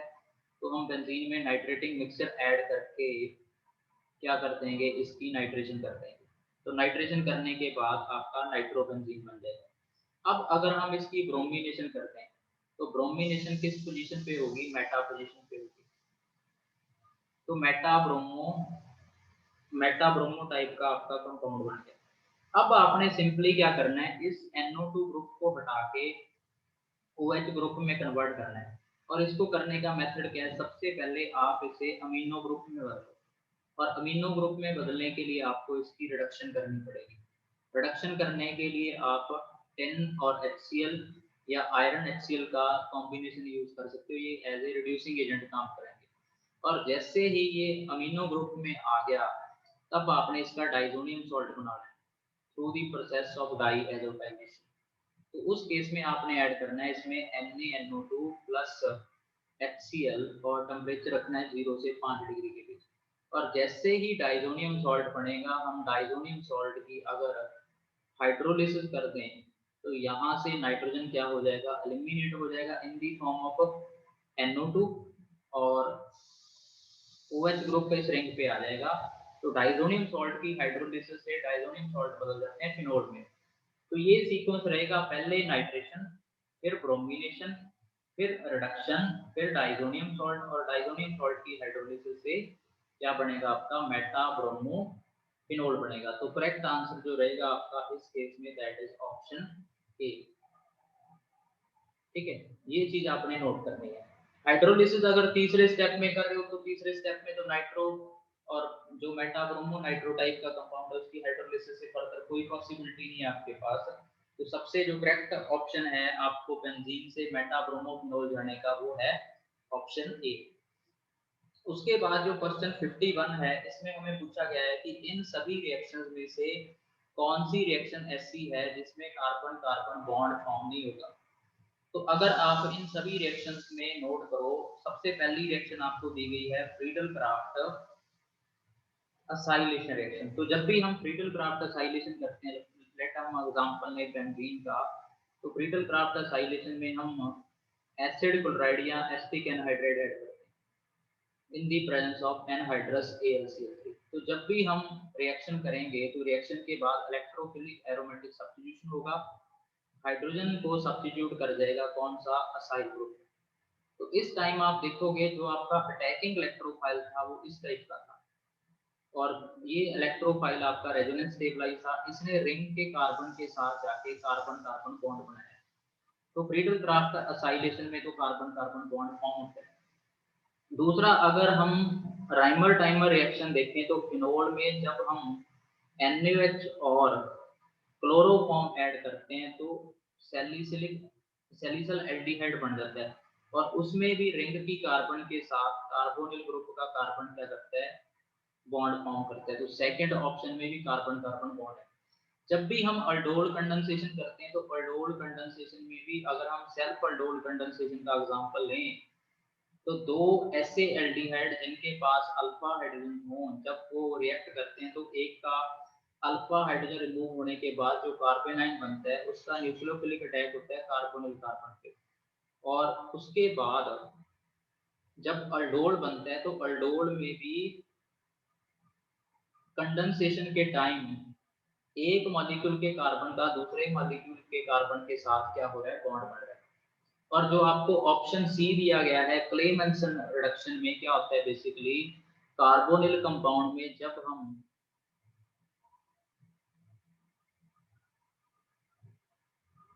जिंक अमलगम और HCl ऐड करते हैं तो उससे कार्बन जो है कार्बोनिल ग्रुप का उसकी रिडक्शन हो जाती है। तो रिडक्शन होने से आपको फाइनल प्रोडक्ट क्या मिलते हैं, अल्केन मिलते हैं। ठीक है, और ये ऑक्सीजन वाटर की फॉर्म में रिलीज हो जाएगा। तो इसमें कोई कार्बन कार्बन बॉन्ड नहीं फॉर्म हो रहा है, इसमें तो कार्बन और हाइड्रोजन बॉन्ड फॉर्म हो रहा है। तो जो आपका ऑप्शन सी है क्लेमेंसन रिडक्शन एक ऐसी रिएक्शन है जिसमें कार्बन कार्बन बॉन्ड फॉर्म नहीं हो रहा है, बाकी तीनों रिएक्शंस में कार्बन कार्बन बॉन्ड की क्या हो रही है, फॉर्मेशन हो रही है। तो ये तीनों रिएक्शंस के अंदर कार्बन कार्बन बॉन्ड की फॉर्मेशन और क्लेमेंसन में बॉन्ड की फॉर्मेशन ना होना, इस पे बेस क्वेश्चन था। उसके बाद जो नेक्स्ट क्वेश्चन है कि अगर आपके पास कभी भी डाई एल्डिहाइड ग्रुप हो, दो एल्डिहाइड ग्रुप हो सेम मॉलिक्यूल के अंदर, या दो कीटोन हो या एक एल्डिहाइड एक कीटोन हो, तो वहां पे सेम मॉलिक्यूल के अंदर ही अल्डोल कंडेंसेशन हो जाती है in the presence of a base, जिसको हम बोलते हैं इंट्रामॉलिक्यूलर अल्डोल कंडेंसेशन। बेसिकली तो दो हम डिफरेंट मॉलिक्यूल्स यूज करते हैं, बट अगर एक कार्बन एक मॉलिक्यूल के अंदर ही सारे कंडीशन पूरी हो रहे हैं तो वहां पे इंट्रा होगी।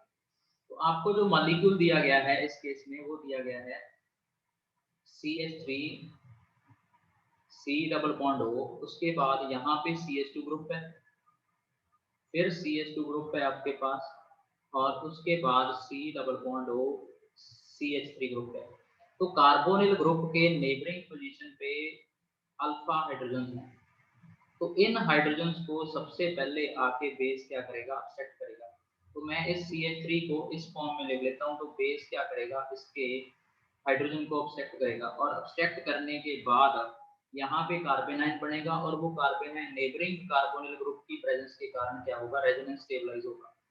तो यहाँ से H एलिमिनेट होने के बाद मॉलिक्यूल के एक पार्ट में आपके कार्बन आयन जनरेट हो गया और वो कार्बन आयन रेजोनेंस के साथ क्या है, स्टेबलाइज है। तो अब ये कार्बन आयन न्यूक्लियोफिलिक फॉर्म के अंदर अटैक करेगा कार्बोनिल कार्बन पे, और ये कार्बोनिल कार्बन क्या है, इलेक्ट्रोफिलिक सेंटर है, पॉजिटिवली चार्ज है, यहाँ पे अटैक हो गया और ये पाई बॉन्ड ऑक्सीजन पे मूव कर गया। तो जिसकी वजह से क्या हो जाएगी, इसकी साइक्लाइजेशन हो जाएगी, और साइक्लाइजेशन होने के बाद क्या होगा, ये कार्बन था जो आपका इस पोजीशन का, इसके साथ CH3 ग्रुप है और O इसका नेगेटिव फॉर्म में है। उसके बाद CH2 ग्रुप है आपके पास, फिर अगेन CH2 ग्रुप है, उसके बाद नेक्स्ट पोजीशन पे आपके लिए है जो कार्बन और ऑक्सीजन में डबल बॉन्ड है, और इसके साथ जो CH2 ग्रुप था वो इस कार्बन के साथ कनेक्ट करके, अब जो O नेगेटिव है वो वाटर से क्या करेगा, क्योंकि हम dilute बेस यूज कर रहे हैं, तो उससे H पॉजिटिव इफेक्ट करके इस फॉर्म में आ जाएगा। अब ये वाला आपका जो पोजीशन है कार्बोनिल कार्बन के विद रिस्पेक्ट देखोगे, ये अल्फा पोजीशन है, ये बीटा। अल्फा और बीटा पोजीशन से वाटर की एलिमिनेशन के बाद इन दोनों पोजीशन में डबल बॉन्ड की फॉर्मेशन हो जाएगी, और यहाँ से OH ग्रुप एलिमिनेट हो जाएगा, यहाँ से H। तो अल्फा और बीटा पोजीशन में क्या हो जाएगा, डबल बॉन्ड फॉर्म हो जाएगा, और आपके पास 1 2 3 4 और 5 5 मेंबर्ड रिंग होगी, जिस रिंग में इस पोजीशन पे तो पाई बॉन्ड बन गया, और यहाँ पे CH3 ग्रुप प्रेजेंट है, और यहाँ पे जो ये कार्बन है अल्फा पोजीशन का, यहाँ पे आपका एल्डिहाइड ग्रुप प्रेजेंट है। तो इस रिएक्शन के होने के बाद जो आपका फाइनल प्रोडक्ट होगा वो इस टाइप का होगा, और इन सभी स्ट्रक्चर्स में से आप मैच करोगे, पहली बात तो रिंग के अंदर कोई दो पाई बॉन्ड नहीं बन रहे, एक ही बन रहा है, तो ए ऑप्शन तो आपका कट हो गया।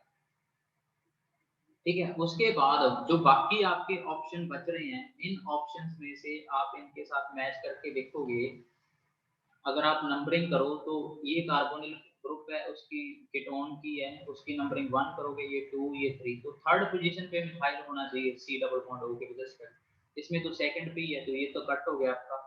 उसके बाद इसमें भी सेकंड पे है, ये भी कट हो गया, तो इसमें देखो 1 2 3, तो ये इसके साथ मैच कर रहे हैं, इसलिए हमारा जो राइट आंसर है इस क्वेश्चन का दैट इज ऑप्शन बी। तो ये था intra molecular aldol condensation relation से रिलेटेड क्वेश्चन।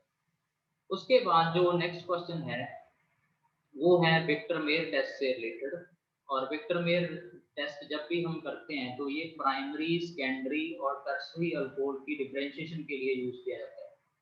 ठीक है, प्राइमरी अल्कोहल, उसके बाद सेकेंडरी अल्कोहल, और अगर आपके पास टर्शियरी अल्कोहल हो और हम उनमें सीक्वेंस में रिएजेंट्स ऐड करें, और वो सीक्वेंस टिपिकली क्या होता है, फर्स्ट स्टेप में हम फास्फोरस प्लस आयोडीन ऐड करते हैं, फिर हम बेसिकली सिल्वर नाइट्राइट ऐड करते हैं, ठीक है, उसके बाद HNO का एडिशन होता है followed by the addition of NaOH।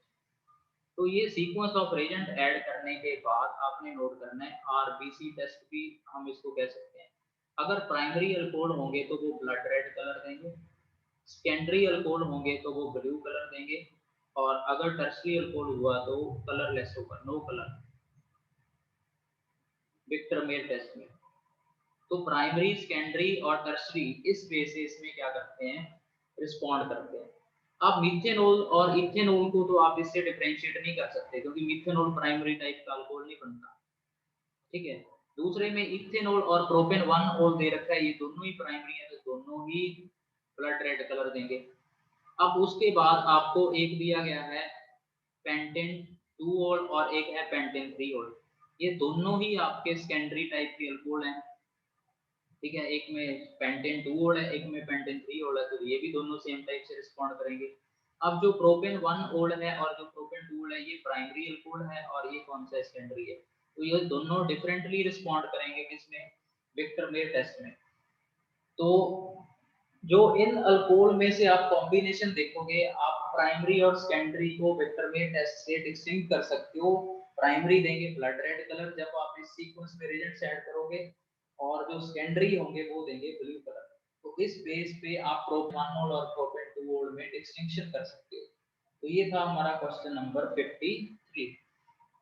उसके बाद जो नेक्स्ट क्वेश्चन है 54, ये मैंने लास्ट वीडियो के अंदर भी डिस्कस किया था, आपको पूछा गया है भी सिंथेटिक पॉलीमर क्या होते हैं। तो जिसमें जो ब्रांच पोजीशन पे आपके ग्रुप्स आते हैं वो अगर रेगुलर अल्टरनेट मैनर में अपने आप को रिपीट करें तो उस पॉलीमर को हम बोलते हैं सिंडायोटिक पॉलीमर। तो अगर आप इसमें देखोगे तो CH3 ग्रुप पहले आपको अपवर्ड नजर आ रहा है, इसमें डाउनवर्ड, फिर अपवर्ड, फिर डाउनवर्ड, अपवर्ड, डाउनवर्ड। तो एक रेगुलर फैशन में ये क्या कर रहे हैं, रिपीट कर रहे हैं अपने आप को। यहाँ पे देखोगे अपवर्ड अपवर्ड फिर अपवर्ड फिर डाउनवर्ड फिर अपवर्ड, तो कोई सीक्वेंस नहीं है रिपीट होने का यूनिट्स का, नो सीक्वेंस। इस केस में सारे ही अपवर्ड मूव कर रहे हैं तो ये भी सिंडायोटिक नहीं है, ठीक है। ये तो बेसिकली आइसोटेक्टिक टाइप का हो गया। इसमें अपवर्ड डाउनवर्ड फिर डाउनवर्ड डाउनवर्ड, तो इसमें भी सीक्वेंस नहीं है, ये एटेक्टिक टाइप का हो गया। तो आपका जो सिंडायोटिक टाइप का पॉलीमर है जिसमें डिफरेंट ग्रुप अपने आप को एक रेगुलर फैशन में रिपीट कर रहे हैं, तो वो है ऑप्शन ए।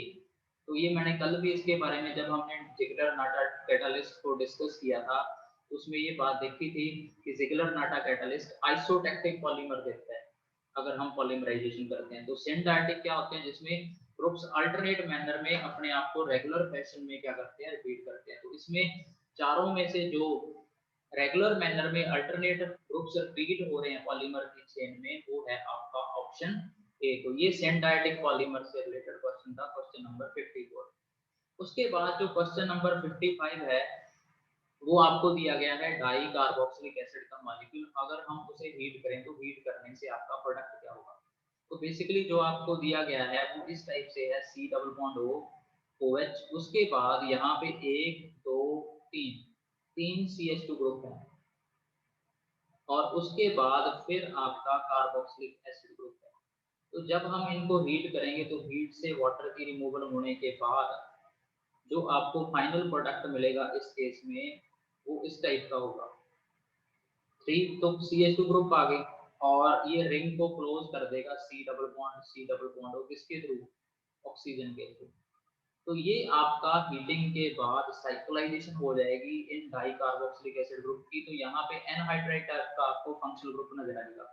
तो ये आप देखोगे इस सब रिंग में 1 2 3 4 5 और 6 मेंबर्ड रिंग है ये, ठीक है। तो 6 मेंबर्ड रिंग बन रही है, बाकी सारे आपके ऑप्शन कट हो गए, ये तो 5 मेंबर्ड रिंग है। तो जो करेक्ट आंसर होगा ये वाला होगा। यहाँ पे आपके CH2 ग्रुप आ गए थी, ये C डबल बॉन्ड O आ गया, C डबल बॉन्ड O, यहाँ पे ऑक्सीजन सिंगल बॉन्ड है। तो आपका इस केस में जो राइट आंसर होगा that is the option B. तो साइक्लाइजेशन होगी वाटर के रिमूव होने के बाद। अगर आपके पास ये मॉलिक्यूल था बेसिकली पेंटेन 1,5 डाइकार्बोक्सिलिक एसिड, तो हीटिंग के बाद इसने ये साइक्लिक प्रोडक्ट बनाया। उसके बाद जो नेक्स्ट क्वेश्चन है कि जब हम कीटोएंजाइम टोसाइलेट्स को बेस के साथ ट्रीट करते हैं तो उससे अल्फा अमीनो कीटोन बनते हैं, इस रिएक्शन को क्या बोलते हैं। तो ये बेसिकली नेबर्स अरेंजमेंट से है, नेबर रीअरेंजमेंट रिएक्शन से बेसिकली डिस्कस है। सिमिलर रिएक्शन से बेसिकली क्या होता है, अजाइड टाइप के मॉलिक्यूल से अमाइन बनते हैं। तो ये वाला जो क्वेश्चन है हमारा क्वेश्चन नंबर 56 से, ये नेबर रीअरेंजमेंट से रिलेटेड है क्वेश्चन। अब इस रीअरेंजमेंट में क्या होता है, आपके पास स्टार्टिंग में एक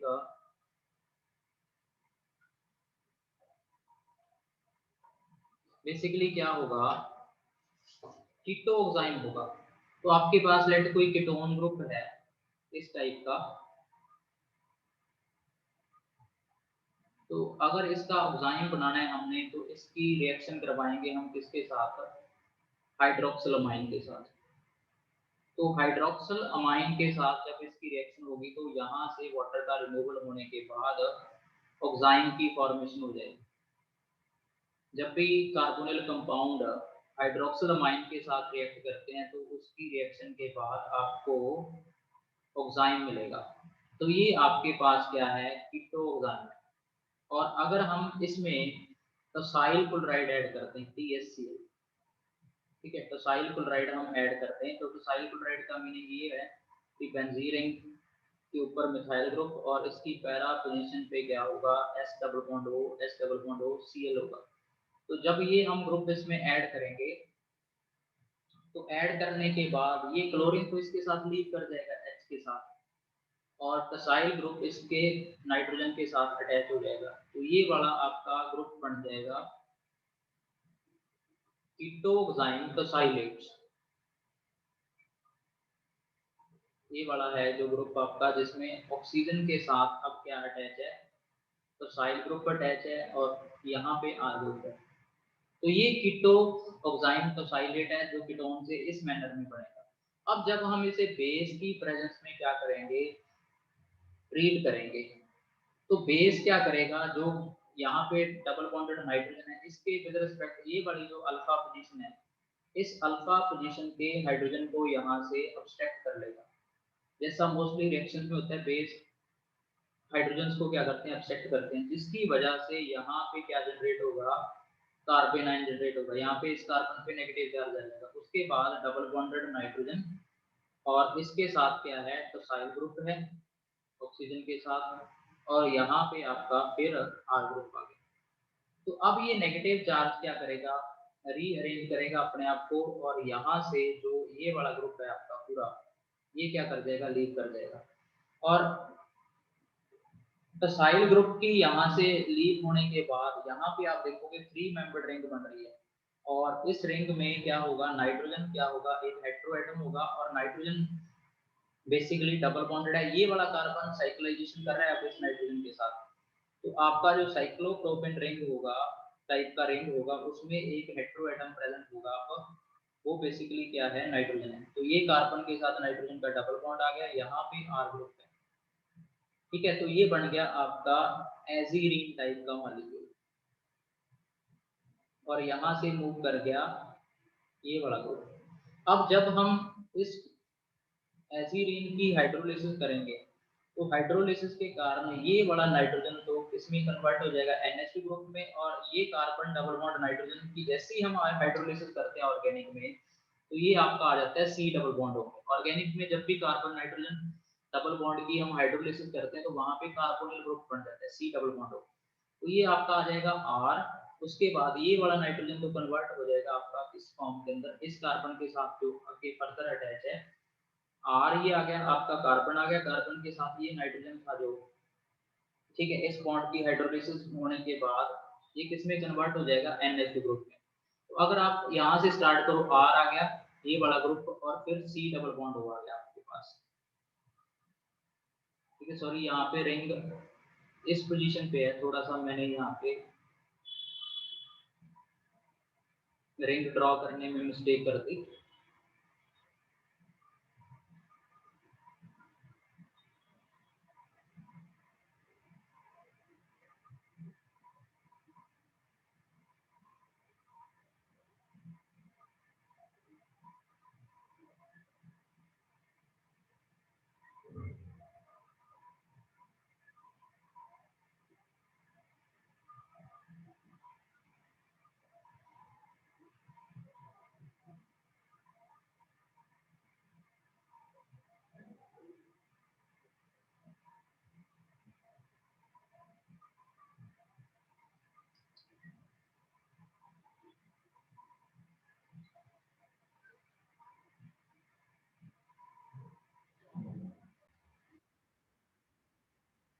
तो यहाँ पे जो रिंग बनेगा ना, ये कार्बन साइक्लाइजेशन कर रहा है, तो ये और ये कार्बन और नाइट्रोजन रिंग में होंगे। आर ग्रुप इस कार्बन के साथ अटैच है, तो ये एक मिस्टेक हो गया था।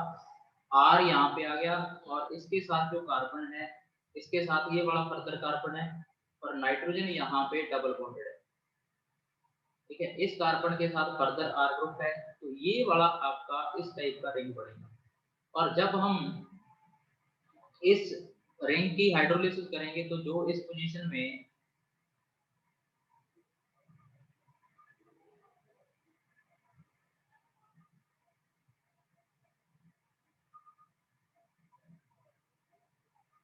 यहाँ से मूव करने के बाद, तो साइल ग्रुप के ये आपका आर ग्रुप आ गया, उसके बाद कार्बन आ गया, कार्बन के साथ फर्दर यहाँ पे कार्बन है इस कार्बन के साथ, और इस कार्बन के साथ फर्दर आर है, यहाँ पे नाइट्रोजन है, और नाइट्रोजन डबल बॉन्ड है। ये रिंग बनेगी आपकी इस ग्रुप के लीव करने के बाद। अब जब हम इस ग्रुप की हाइड्रोलिसिस करेंगे, तो ये कार्बन नाइट्रोजन बॉन्ड ब्रेक होगा, तो ब्रेक होने के बाद इस कार्बन के साथ अब C है, और सी के साथ क्या होगा, डबल बॉन्ड O होगा। और फिर फर्दर इस कार्बन के साथ यहाँ पे कार्बन आएगा, ठीक है, और इस कार्बन के साथ अब क्या होगा, NH2 ग्रुप होगा, ठीक है, और इस कार्बन के साथ एक क्या है, R ग्रुप है। तो कार्बन के साथ एक तो यहाँ पे आ गया R ग्रुप और एक आ गया यहाँ पे NH2, और एक इस कार्बन के साथ क्या होगा, हाइड्रोजन होगा। तो कहने का मीन आपका जो कंपाउंड बनेगा वो इस तरह का बनेगा, R, यहाँ पे कार्बन, इसके साथ NH2 ग्रुप, उसके बाद C double bond O R। तो अब आप देखो कीटो के अल्फा पोजीशन पे क्या प्रेजेंट है, अमीनो ग्रुप प्रेजेंट है। तो जब भी कीटो एंजाइम टसाइलेट बेस की प्रेजेंस में हम ट्रीट करते हैं उनको, तो वो टसाइल ग्रुप के लीव करने के बाद किसमें जाते हैं, एजीरीन में जाते हैं, और एजीरीन फर्दर हाइड्रोलिसिस के बाद कन्वर्ट हो जाते हैं किसमें, अल्फा अमीनो कीटोन्स में। इस रिएक्शन को हम बोलते हैं नेपर रीअरेंजमेंट। तो ये आपने इंपॉर्टेंटली नोट करना है। उसके बाद नेक्स्ट मैंने गैब्रियल थैलामाइड रिएक्शन को डिस्कस किया था एक वीडियो के अंदर, और मैंने उसके अंदर आपको कहा था कि गैब्रियल थैलामाइड जो रिएक्शन है वो बेसिकली यूज होता है to prepare the primary amines.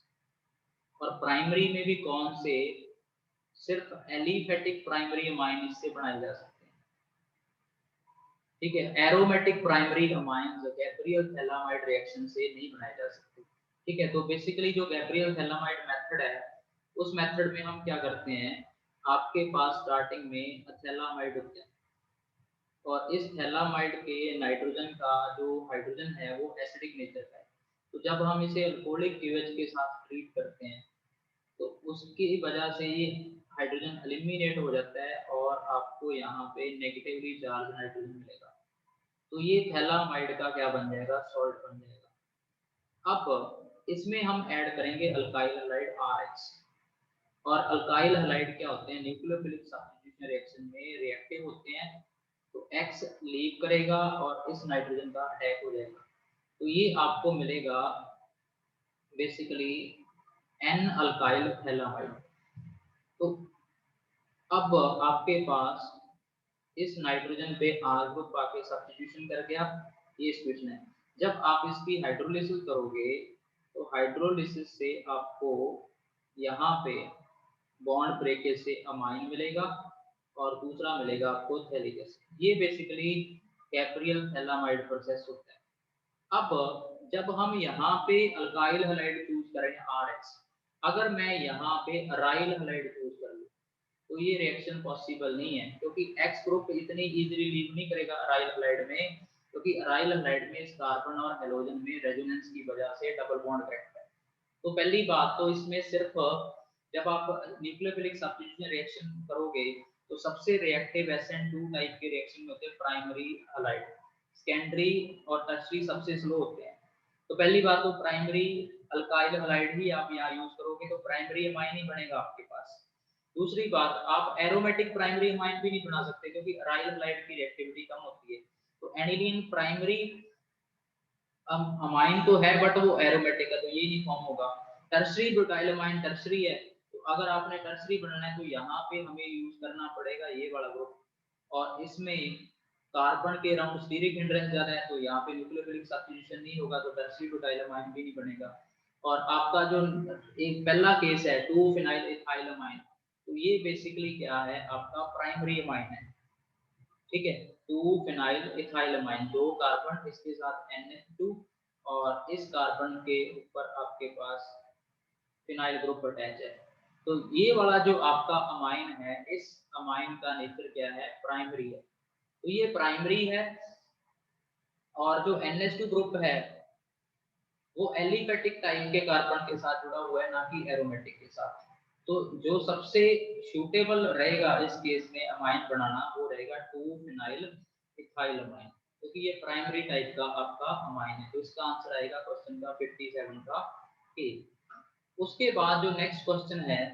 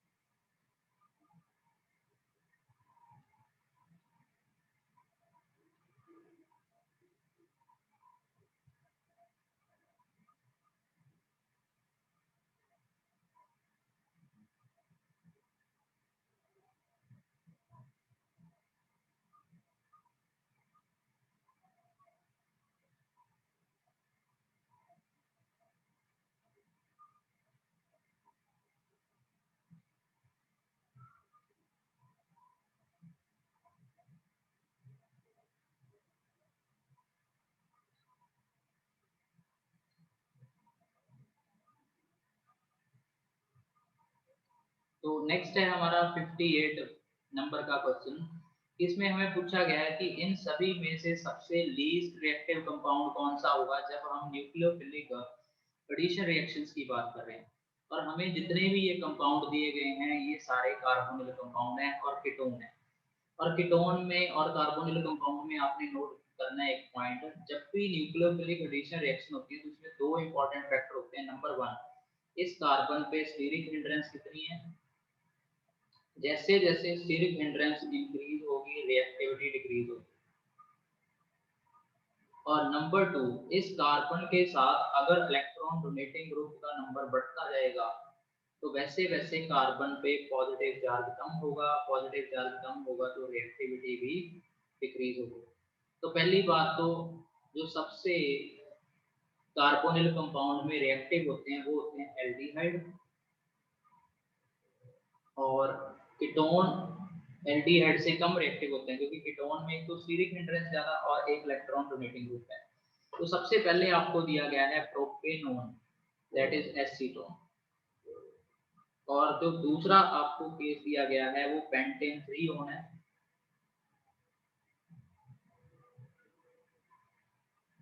ठीक है, उसके बाद जो नेक्स्ट क्वेश्चन है आपका ऑप्शन है जो वो है CH3 C double bond O CH2 CH2 CH3, that is pentane 2 on. उसके बाद आपको दिया गया है पेंटेन 3 ऑन में ही जो आपका सेकंड और फोर्थ कार्बन है उस कार्बन पे मिथाइल ग्रुप अटैच है। ठीक है, ये वाली सिचुएशन आपको दी गई है। तो आप देखोगे इस कार्बन के पास दो अल्काइल ग्रुप हैं, इसके पास दो बेसिकली इथाइल ग्रुप हैं, इसके पास एक मिथाइल है और एक आपके पास प्रोपाइल टाइप ग्रुप है। और इसमें दो मिथाइल ग्रुप हैं, दो दो हर कार्बन के पास, और कार्बोनिल ग्रुप है आपका। तो अगर आप देखोगे सबसे ज्यादा सब्स्टिट्यूटेड और सबसे ज्यादा स्टीरिक हिंड्रेंस वाला अगर कोई कार्बोनिल ग्रुप है इसमें तो वो ऑप्शन आपका डी है, क्योंकि सी डबल बॉन्ड ओ के जो नेबरिंग कार्बन है उनमें हर कार्बन पे दो मिथाइल ग्रुप सब्स्टिट्यूटेड की फॉर्म के अंदर प्रेजेंट है।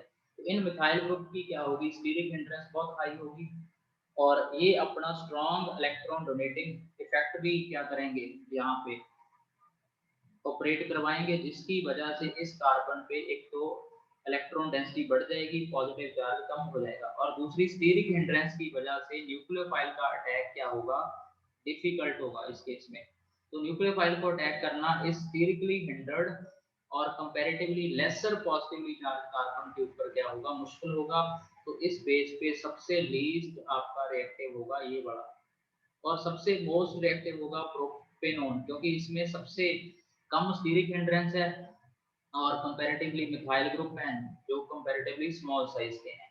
तो इस बेस पे आपने नोट करना है मोस्ट रिएक्टिव तो इसमें प्रोपेनॉन होगा और लीस्ट रिएक्टिव होगा 2,4 डाइमिथाइल पेंटेन 3 ऑन।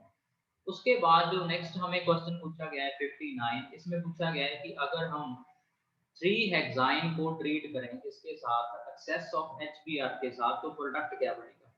तो हमें क्या दिया गया है, बेसिकली एक सिमेट्रिकल अल्काइन दिया गया है, इसको हम ट्रीट कर रहे हैं विद HBr की एक्सेस के साथ। तो HBr इसमें मार्कोनिक रूल से हम क्या कर देंगे, ऐड कर देंगे।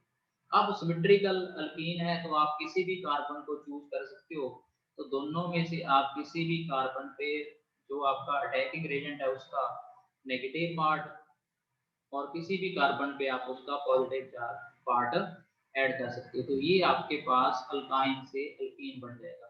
अब फर्दर HBr की एक्सेस है तो HBr फिर ऐड होगा मार्कोनिक रूल के अकॉर्डिंग, क्योंकि पर सेट तो प्रेजेंट नहीं है।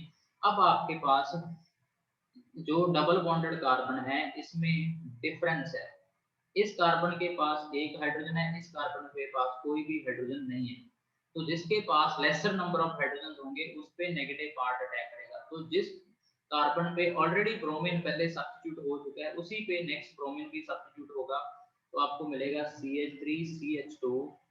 उसके बाद इस कार्बन पे तो हाइड्रोजन आएगा, मार्कोनिक रूल के अकॉर्डिंग एडिशन है CH2, इस कार्बन पे दोनों ब्रोमीन ग्रुप आएंगे और उसके बाद CH2CH3। तो ये आपका बनेगा जिसमें ट्रिपल बॉन्डेड कार्बन जो एक था उसी पे दो ब्रोमीन सब्स्टिट्यूट हो रहे हैं। तो पहली बात तो एक्सेस में HBr ऐड हुआ है तो फाइनल प्रोडक्ट आपका अल्केन होगा, तो मैं अल्कीन वाला ऑप्शन यहाँ पे काट देता हूँ। दूसरी बात, एक ही कार्बन पे सब्स्टिट्यूशन हो रहा है तो ये वाला ऑप्शन आपका कट गया। और जो डी ऑप्शन दिया गया है आपको वो मिक्सचर ऑफ ए टू सी है, बट बेसिकली जब हम HBr की एक्सेस इसमें डाल रहे हैं तो इससे जो अल्टीमेट प्रोडक्ट होगा वो आपका एक ही होगा, और वो क्या होगा आपका ऑप्शन बी होगा। ठीक है, इसमें उस कार्बन ट्रिपल बॉन्डेड कार्बन पे एक ही जो पोजीशन है उसी पे ब्रोमीन ऐड होता जाएगा और आपको इस टाइप का प्रोडक्ट मिलेगा। तो ये था HBr का मार्कोनिक रूल के अकॉर्डिंग एडिशन किसके अंदर 3 हेक्साइन के अंदर। तो आपका इस केस में जो करेक्ट आंसर होगा दैट इज ऑप्शन बी। उसके बाद जो नेक्स्ट क्वेश्चन है क्वेश्चन 60,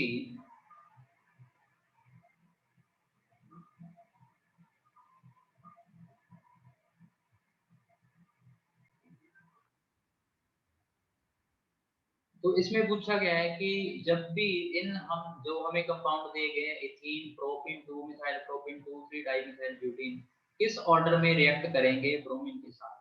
तो जब भी हम अल्कीन में ब्रोमीन ऐड करते हैं पहली बात तो आपने नोट करनी है कि इसमें bromine Br positive aluminium ion बनाता है जो कि एक साइक्लिक इंटरमीडिएट होता है, और ये रिएक्शन इलेक्ट्रोफिलिक एडिशन रिएक्शन का एग्जांपल है।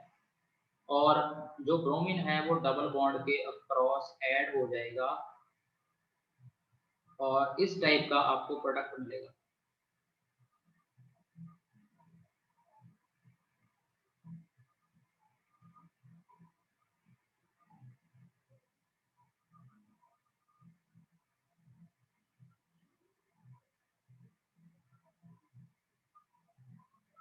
तो जो ब्रोमीन ऐड होगा वो डबल बॉन्ड के क्रॉस ऐड हो जाएगा, और जब भी ब्रोमीन का एडिशन होता है डबल बॉन्ड के क्रॉस इलेक्ट्रोफिलिक एडिशन रिएक्शन में तो वो एंटी फॉर्म में होता है, मतलब दोनों ब्रोमीन एक दूसरे के अपोजिट ऐड होंगे। जब हाइड्रोजनेशन करते हैं तो वो सिन एडिशन होता है। तो इस वे से अगर आप देखोगे तो ये वाला केस रहेगा ब्रोमिनेशन का। बट ब्रोमिनेशन में इलेक्ट्रोफिलिक एडिशन रिएक्शन होती है और इसमें जो इंटरमीडिएट बनेगा Br पॉजिटिव के अटैक होने के बाद आपका वो बनेगा कार्बोकेटाइन। तो जितना कार्बोकेटाइन ज्यादा स्टेबल होगा उतनी ही रिएक्टिविटी क्या होगी हाई होगी। और हमें कार्बोकेटाइन की स्टेबिलिटी का पता है भी वो किस बात पे डिपेंड करती है, वो डिपेंड करती है नंबर ऑफ अल्काइल ग्रुप। जितने ज्यादा पॉजिटिवली चार्ज कार्बन के साथ होंगे उतना ही कार्बोकेटाइन ज्यादा स्टेबल होगा। इट मींस आपका जो स्टार्टिंग अल्कीन है जितना वो मोर सब्स्टिट्यूटेड होगा, मतलब जितने उसके साथ अल्काइल ग्रुप ज्यादा अटैच होंगे उतना ही कार्बोकेटाइन स्टेबल होगा और उतनी ही रिएक्शन क्या होगी फास्ट होगी।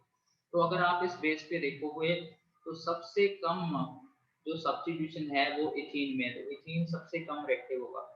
उसके बाद प्रोपीन में अगर आप देखोगे तो प्रोपीन में कंपैरेटिवली सब्स्टिट्यूशन ज्यादा आएगा आपको, क्योंकि डबल बॉन्डेड कार्बन के साथ एक मिथाइल ग्रुप आ गया, तो इथीन से प्रोपीन ज्यादा रिएक्टिव होगा। उसके बाद 2 मिथाइल प्रोपीन जो आपको दिया गया है इसमें आपके डबल बॉन्डेड कार्बन के साथ सेकंड पोजीशन पे भी मिथाइल ग्रुप लगा हुआ है।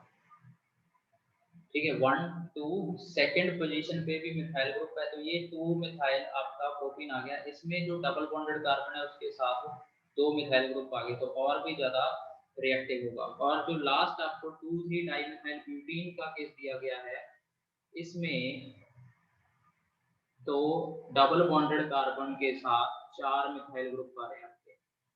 तो इस मैनर में आप देखोगे जैसे जैसे अल्काइल ग्रुप का नंबर बढ़ता जा रहा है, ठीक है, वैसे वैसे जो अल्कीन होंगे उनकी रिएक्टिविटी बढ़ती जाएगी, क्योंकि इस स्टेप में जो आपका कार्बोकाइन इंटरमीडिएट बनेगा उसकी स्टेबिलिटी भी इंक्रीज होगी। तो इस मैनर में जो आपका करेक्ट आंसर बनेगा, आपको डिक्रीजिंग ऑर्डर पूछा गया है।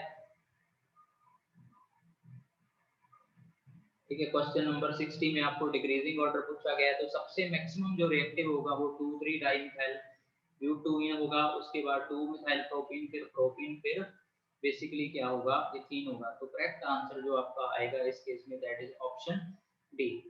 क्वेश्चन नंबर 61 मैंने लास्ट पार्ट में डिस्कस कर दिया था जब हमने गॉश फॉर्म के बारे में डिस्कस किया इक्लिप्स्ड और स्टैगर्ड में। तो जो इथेन का स्टेबल फॉर्म होता है वो बेसिकली स्टैगर्ड फॉर्म होता है, और स्टैगर्ड फॉर्म में और इक्लिप्स फॉर्म में जो हाइड्रोजन होते हैं उनमें क्या डिफरेंस होता है कि जो इक्लिप्स फॉर्म के अंदर आपके हाइड्रोजन होंगे उनमें डाईहेड्रल एंगल क्या होगा, 0 होगा। तो जिसकी वजह से इक्लिप्स फॉर्म में क्या होती है, टॉर्शनल स्ट्रेन होती है।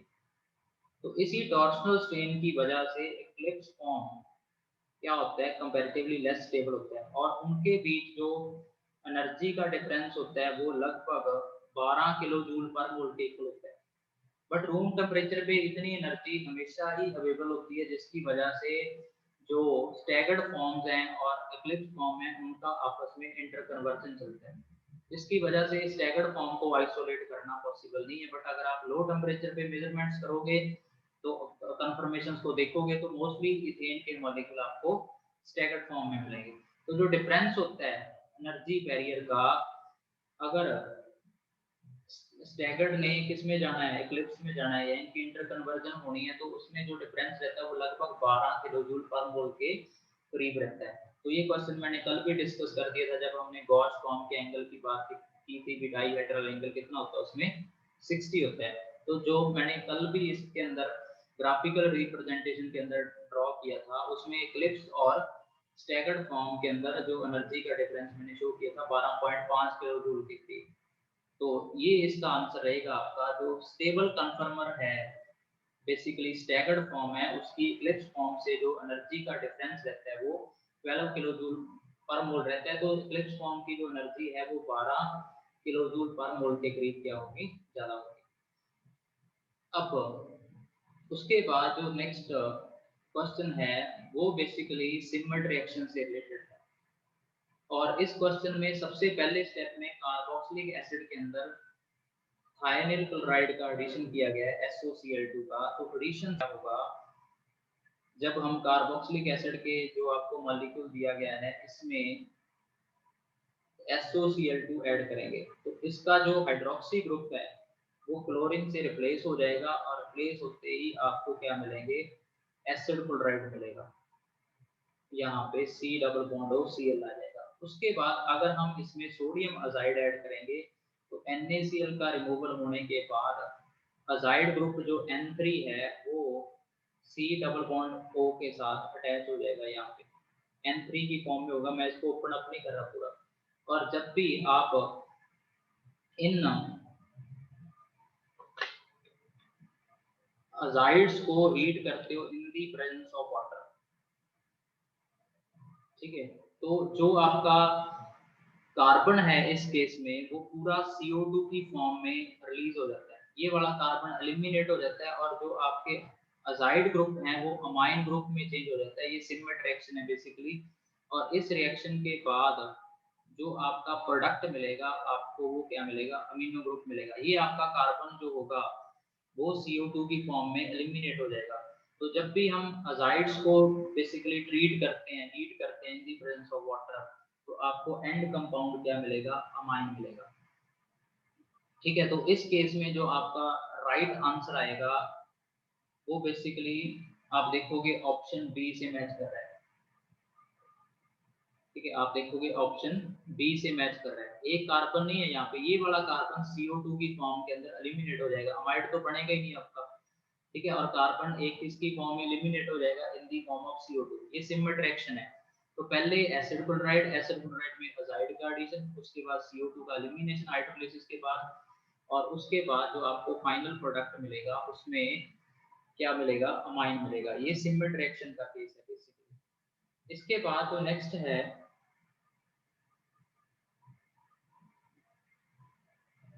केस, उसमें क्वेश्चन नंबर जो 63 है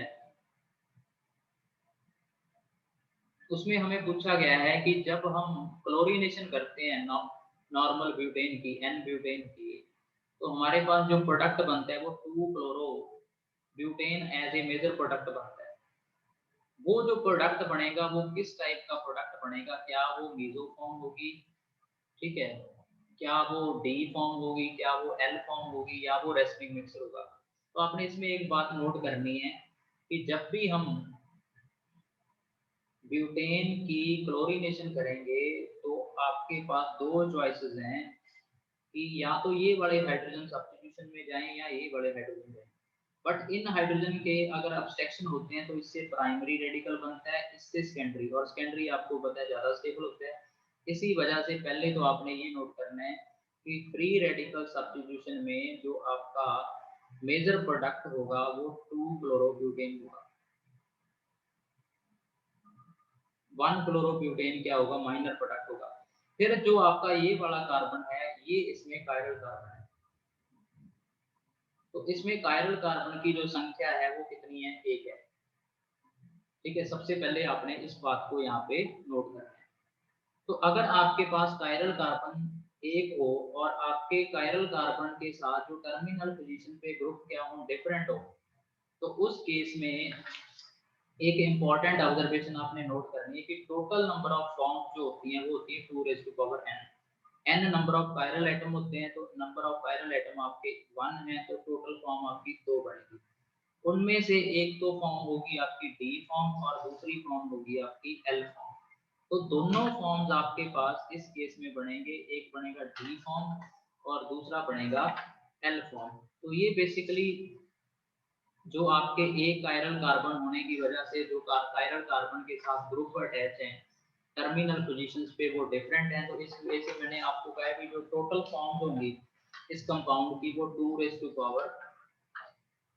कितनी होंगी, 1 होंगी। तो इसकी वजह से जो टोटल फॉर्म अगर 2 है आपके पास तो उसमें से एक फॉर्म आपकी क्या होगी, डी फॉर्म होगी, और दूसरी फॉर्म क्या होगी, एल फॉर्म होगी। तो जो डी और एल फॉर्म होंगी वो कुछ इस टाइप से होंगी। अगर मैं यहाँ पे एल फॉर्म ड्रॉ करूँ तो उसमें कार्बन के साथ हाइड्रोजन है और इस तरफ आपका क्लोरीन है। ठीक है, एक यहाँ पे CH2 ग्रुप आ गया आपका, ये वाला CH2 CH3, फिर उसके बाद कार्बन के पास एक H है और एक Cl है और यहाँ पे आपका CH3 ग्रुप है। तो अगर हम इसको थोड़ा सा ओपन अप करके लिखें स्ट्रक्चर को, तो एक तो आपके पास CH3 ग्रुप आ गया, उसके बाद इस कार्बन के साथ 2 हाइड्रोजन है और फर्दर इस कार्बन के साथ एक H है और एक तरफ है इसके Cl और फिर आपका आ गया नेक्स्ट CH3 ग्रुप। तो एक तो ये फॉर्म इसकी एग्जिस्ट करेगी, ये वाला आपका आ गया कायरल फॉर्म, कार्बन सॉरी। तो ये तो होगी इसकी एल फॉर्म। ठीक है, जो इसकी डी फॉर्म मिलेगी उस फॉर्म में क्या होगा, ये कार्बन के साथ 2 हाइड्रोजन है और इस पोजीशन पे जो कार्बन के अराउंड ग्रुप्स की पोजीशन होगी वो कुछ इस मैनर में होगी। तो ये आपकी होगी डी फॉर्म और इन दोनों फॉर्म की जो अमाउंट होगी वो इक्वल होगी। तो जब आपके दो एनेंशियोमर इक्वल फॉर्म में मिले तो उन एनेंशियोमर्स के इक्विमोलर मिक्सचर को हम बोलते हैं बेसिकली रेसिमिक मिक्सचर। ठीक है, पहले तो आपने ये नोट करनी है कि 2 फॉर्म होगी तो एक डी और एक एल वाला आपका ऑप्शन तो कट ही हो गया। दूसरी बात, इसके जो टर्मिनल पोजीशन के ग्रुप है कायरल कार्बन के अराउंड वो डिफरेंट है, तो इसमें प्लेन ऑफ सिमेट्री नहीं है, तो इस वजह से ये मीजो कंपाउंड भी नहीं है। तो डी और एल फॉर्म एक एक हो नहीं सकती क्योंकि टोटल आपकी 2 फॉर्म बनेंगी और मीजो फॉर्म आपकी इसमें बनेगी नहीं क्योंकि टर्मिनल पोजीशन के ग्रुप भी आपके डिफरेंट है। तो मीजो फॉर्म होने के लिए प्लेन ऑफ सिमेट्री चाहिए, तो मीजो फॉर्म का ऑप्शन कट हो गया, डी और एल फॉर्म एक एक का कट हो गया। तो इसमें जो आपका राइट आंसर आएगा that will B racemic mixture of 2 forms that is D and L form. तो ये आपका क्वेश्चन था 63। अब 64 में हमें दिया गया है साइक्लोहेक्सेनोन और अगर उसको NaOH की प्रेजेंस में हीट किया जाए तो आपको फाइनल प्रोडक्ट पूछा गया है।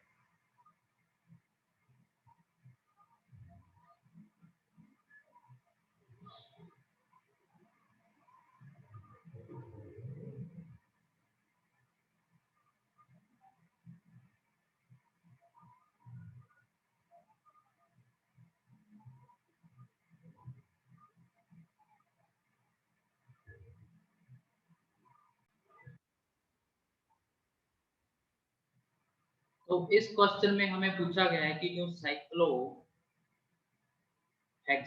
है उसकी अगर हम ट्रीट करें किसके साथ, NaOH के साथ, और बाद में हीटिंग करें, तो जो फाइनल प्रोडक्ट है वो क्या होगा? सबसे पहले ये कार्बोनिल ग्रुप कंटेनिंग कंपाउंड है और इसके पास अल्फा पोजीशन के जो हाइड्रोजन हैं they are in acidic nature, तो इसमें होगी अल्डोल कंडेंसेशन। तो हम दो मॉलिक्यूल यूज करेंगे और जो अल्फा पोजीशन का कार्बन होगा उस कार्बन के हाइड्रोजन को बेस अब्स्ट्रैक्ट करेगा फर्स्ट स्टेप में, और अब्स्ट्रैक्शन के बाद क्या जनरेट होगा, यहाँ से कार्बेनाइन जनरेट होगा। तो ये वाला कार्बन आपका नेगेटिवली चार्ज होगा और ये कार्बेनाइन आपको पता है भी रेजोनेंस के थ्रू क्या होगा, स्टेबलाइज होगा, क्योंकि इसके नेबरिंग पोजीशन पे क्या प्रेजेंट है, कार्बोनिल प्रेजेंट है। तो ये इनोलेट फॉर्म के अंदर चला जाएगा और जिसकी वजह से ये रेजोनेंस से स्टेबलाइज होगा। अब जो ये आपका कार्बेनाइन जनरेट हुआ है, ये कार्बेनाइन न्यूक्लियोफाइल की फॉर्म के अंदर इस ग्रुप पे क्या करेगा, अटैक करेगा। तो ये वाला जो आपका ग्रुप है कार्बेनाइन, इस कार्बन पे नेगेटिव चार्ज है, तो ये कार्बेनाइन इस कार्बोनिल कार्बन पे अटैक करेगा और अटैक करते ही दोनों रिंग इस कार्बन और इस कार्बन के थ्रू क्या कर देंगे, ज्वाइन कर देंगे। Carbon carbon single bond form हो जाएगा, जैसा कि हमें अल्डोल कंडेंसेशन में देखने को मिलता है। तो इस पोजीशन पे जो ऑक्सीजन है इस कार्बन के साथ, वो तो आ जाएगा O नेगेटिव की फॉर्म के अंदर, और ये वाला कार्बन जो इस पोजीशन का है, ये इस रिंग का बेसिकली इस कार्बन के साथ क्या कर जाएगा, ज्वाइन कर जाएगा, और इस कार्बन से नेक्स्ट कार्बन पे आपको पता है भी C double bond O group present है, तो ये इनकी क्या होगी, कंडेंसेशन होगी। ठीक है, जो इस पोजीशन के विद रिस्पेक्ट अल्फा कार्बन था, ये इस कार्बन के साथ क्या कर गया, ज्वाइन कर गया, और इस कार्बन का जो डबल बॉन्डेड ऑक्सीजन था वो नेगेटिवली चार्ज हो गया। अब ये सॉल्यूशन से H पॉजिटिव को एक्सेप्ट करेगा और एक्सेप्ट करते ही इस पोजीशन पे आपको अल्डोल मिलेगा। यहाँ पे बीटा पोजीशन पे हाइड्रोक्सी ग्रुप आ गया और दूसरी रिंग की अल्फा पोजीशन के साथ इसकी अटैचमेंट है और इस पोजीशन पे डबल बॉन्ड होगा। अब ये आपका बन गया बीटा हाइड्रोक्सी कार्बोनिल कंपाउंड। अब अगर हम इसे हीट करेंगे तो इस अल्फा पोजीशन से हाइड्रोजन और बीटा पोजीशन से OH ग्रुप एलिमिनेट होके आपको alpha beta unsaturated carbonyl compounds में हीट किया गया है, क्योंकि ठीक है, तो ये वाला रिंग है। अब इस रिंग के अल्फा कार्बन के साथ क्या करेगा, वो डबल बॉन्ड फॉर्म करेगा और इस पोजीशन पे क्या होगा, कार्बोनिल ग्रुप प्रेजेंट होगा। तो ये आपका क्या होगा, इस रिएक्शन का फाइनल प्रोडक्ट होगा। तो अगर आप 64 के अब ऑप्शंस देखो क्वेश्चन के, तो उन ऑप्शन में से जो आपका आंसर आ रहा है, ठीक है, दैट इज ऑप्शन बी। यहाँ पे कार्बन कार्बन के बीच डबल बॉन्ड फॉर्म हो रहा है और ये वाली पोजीशन पे आपके C डबल बॉन्ड होगा। ठीक है, ये थोड़ा सा जो स्कैन था वो डल था, तो अगर आप मैच करोगे इसमें से जो क्वेश्चन है का आंसर होगा वो ऑप्शन बी होगा। ठीक है, इसमें जो आप पोजीशन देखोगे ना, ये वाली पोजीशन जो है उससे नेक्स्ट पोजीशन पे C डबल बॉन्ड होगा, ऐसा नहीं है। जो अल्डोल बनते हैं उसमें C डबल बॉन्ड होके बीटा पोजीशन पे OH होता है और उस अल्फा और बीटा के एलिमिनेशन के बाद ये डबल बॉन्ड हो बनता है। तो C में तो कार्बोनिल ग्रुप भी नहीं खत्म कर दिया। ठीक है, तो और डी ऑप्शन में यहाँ पे शायद सिंगल बॉन्ड है। ठीक है, तो इस वे से जो आपका करेक्ट आंसर होगा that will be the option B. ये अल्डोल कंडेंसेशन से रिलेटेड क्वेश्चन था। उसके बाद जो क्वेश्चन है 65,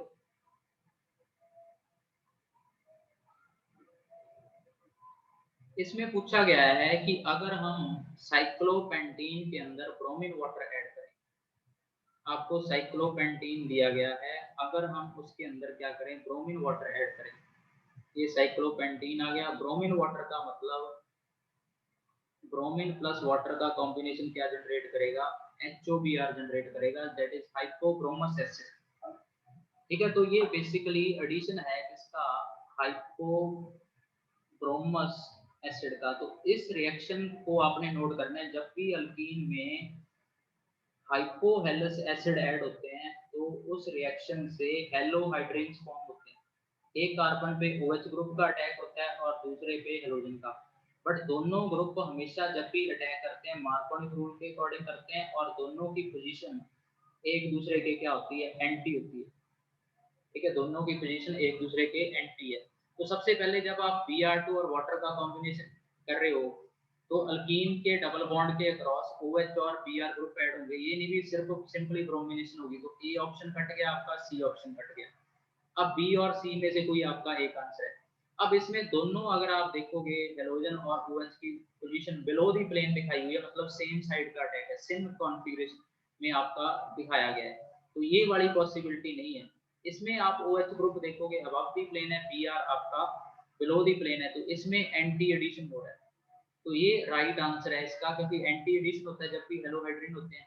तो जो डबल बॉन्ड के अक्रॉस OH और Br ऐड होंगे वो एक दूसरे के क्या होंगे, एंटी होंगे। तो ये था फॉर्मेशन ऑफ हेलोहाइड्रिन। जब हम अल्कीन के अंदर क्या ऐड करते हैं, ब्रोमोस एसिड ऐड करते हैं, तो डबल बॉन्डेड कार्बन के क्रॉस हेलोजन और OH ग्रुप ऐड होते हैं। बट इंपॉर्टेंट पॉइंट क्या है, जो दोनों का एडिशन होता है वो क्या होता है, एंटी होता है। तो इस वजह से जो आपका आंसर आएगा that will be option B. उसके बाद जो नेक्स्ट क्वेश्चन आपको पूछा गया है कि which of the following compound will react with ethanolic potassium cyanide. मतलब आपको कहा गया है कि अल्कोहलिक केसीएन के साथ कौन सा एल्डिहाइड रिएक्ट करेगा। आपने नोट करना है अल्कोहलिक केसीएन रिएजेंट होता है benzoin condensation.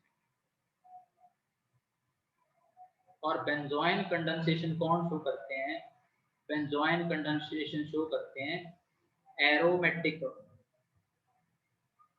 Aldehyde having no alpha hydrogen. Aldol में तो अल्फा हाइड्रोजन होना कंडीशन है, इसमें अल्फा हाइड्रोजन की कंडीशन नहीं है। और दूसरी इंपॉर्टेंट बात आपने ये नोट करनी है कि जो इस रिएक्शन का फाइनल प्रोडक्ट होता है वो बेसिकली सब्स्टिट्यूटेड फॉर्म में आपके पास बीटा पोजीशन पे हाइड्रोक्सी होगा और साथ में बीटा हाइड्रोक्सी कीटोन बन जाएंगे और इन बीटा हाइड्रोक्सी कीटोन को हम बोलते हैं बेंजोइन। तो सबसे पहले आपको बेंजोइक एसिड दिया गया है, ये आपकी चॉइस नहीं है। इथाइल बेंजोएट एस्टर है, ये भी नहीं है। फिर बेंजोफिनोन, ठीक है, ये भी कीटोन है। ठीक है, एरोमेटिक एल्डिहाइड, इसमें बेंजल्डिहाइड है, तो बेंजल्डिहाइड क्या करेगा, बेंजोइन कंडेंसेशन देगा। तो ये आपका इस क्वेश्चन का राइट आंसर होगा। अब जब हम बेंजोइन कंडेंसेशन करते हैं बेंजल्डिहाइड की, तो उसके बाद जो आपको प्रोडक्ट मिलता है उस प्रोडक्ट का नाम है बेंजोइन। अब रिएक्शन में बेसिकली क्या होता है कि अगर आपके पास बेंजल्डिहाइड है तो बेंजल्डिहाइड जब रिएक्ट करेंगे, सेल्फ कंडेंसेशन करेंगे in the presence of alcoholic KCN, तो प्रोडक्ट आपने कैसे लिखना है। ठीक है, मैं मैकेनिज्म पे नहीं जा रहा, प्रोडक्ट आपने बिल्कुल अल्डोल स्टाइल से लिखना है। ये वाला कार्बन है, इस कार्बन पे हाइड्रोक्सी ग्रुप आ गया जैसे अल्डोल कंडेंसेशन में होता है, तो ये वाले कार्बन के साथ इस कार्बन की बॉन्डिंग होगी जैसे अल्डोल में कंडेंसेशन होती है, बट इसका C डबल बॉन्ड हो क्या रहेगा, रिटेन रहेगा। ठीक है, तो इस कार्बोनिल कार्बन के विद रिस्पेक्ट अगर आप देखोगे नेक्स्ट पोजीशन पे क्या आ गया आपका OH ग्रुप आ गया। मैंने सॉरी वहां पे बीटा हाइड्रोक्सी लिख दिया था, यहाँ पे आएगा आपका अल्फा हाइड्रोक्सी। ठीक है, वहां पे मैंने गलती से बीटा हाइड्रोक्सी लिख दिया, तो ये अल्फा हाइड्रोक्सी क्या बन गए, कीटोन बन गए। तो ये आपका होगा बेंजोइन प्रोडक्ट। ठीक है, अल्डोल कंडेंसेशन टाइप है, बट इसमें जो एल्डिहाइड्स होते हैं मैकेनिज्म डिफरेंट है। मैंने सिर्फ प्रोडक्ट लिखने की आपको ट्रिक बताई, ये भी वो अल्डोल टाइप प्रोडक्ट बनेगा। तो अल्फा हाइड्रोक्सी कीटोन बनेंगे, अल्कोहलिक केसीएन की प्रेजेंस में रिएक्शन होगी, और जो आपके रिएक्टेंट होंगे इस केस में वो होंगे एरोमेटिक एल्डिहाइड जिनके पास अल्फा हाइड्रोजन्स नहीं होंगे। तो यहाँ पे जो प्रोडक्ट बनेगा वो बनेगा alpha hydroxy ketone, that is benzoin. ठीक है, अब उसके बाद जो क्वेश्चन है नेक्स्ट 67, वो पूछा गया है कि अगर हम किसी aliphatic carboxylic acid like CH3 CH2 COH को ट्रीट करें with chlorine in the presence of phosphorus, और उसके अंदर अल्फा हाइड्रोजन रिप्लेस हो जाता है क्लोरीन के साथ, ये वाला अल्फा पोजीशन का हाइड्रोजन है ये क्लोरीन के साथ रिप्लेस हो गया। तो जब भी अल्फा पोजीशन के हाइड्रोजन को क्लोरीन या ब्रोमीन रेड फास्फोरस की प्रेजेंस में अल्फा पोजीशन पे सब्स्टिट्यूशन करता है, तो इस रिएक्शन को हम बोलते हैं हेल्महोल्ट्ज-येलेंस्की रिएक्शन। अल्फा पोजीशन के हाइड्रोजन का सब्स्टिट्यूट हो जाना हैलोजन के साथ in the presence of red phosphorus, this is Helmholtz Zelinsky reaction. और ये रिएक्शन फर्दर भी जा सकता है, अगर हम क्लोरीन एक्सेस में डालें तो जो एक हाइड्रोजन और अल्फा पोजीशन पे है इसकी रिप्लेसमेंट भी हो सकती है, सब्स्टिट्यूशन हो सकता है। तो ये तब तक रिएक्शन कंटिन्यू रहेगा जब तक अल्फा पोजीशन के सारे हाइड्रोजन सब्स्टिट्यूट नहीं हो जाते। तो जब भी हम एलिफेटिक कार्बोक्सिलिक एसिड को रिएक्ट कराते हैं क्लोरीन या ब्रोमीन के साथ in the presence of small amount of phosphorus, तो अल्फा पोजीशन के हाइड्रोजन सब्स्टिट्यूट हो जाते हैं हेलोजन के साथ और इस रिएक्शन को बोला जाता है Helmholtz, in short form HPZ reaction. तो इसमें पहली स्टेज में आपका प्रोडक्ट बनेगा अल्फा हेलो एसिड, दूसरी स्टेज में आपका प्रोडक्ट बनेगा alpha alpha di halo acid di. तो ये आपने इसमें नोट करना है 67 नंबर क्वेश्चन। उसके बाद जो नेक्स्ट क्वेश्चन है,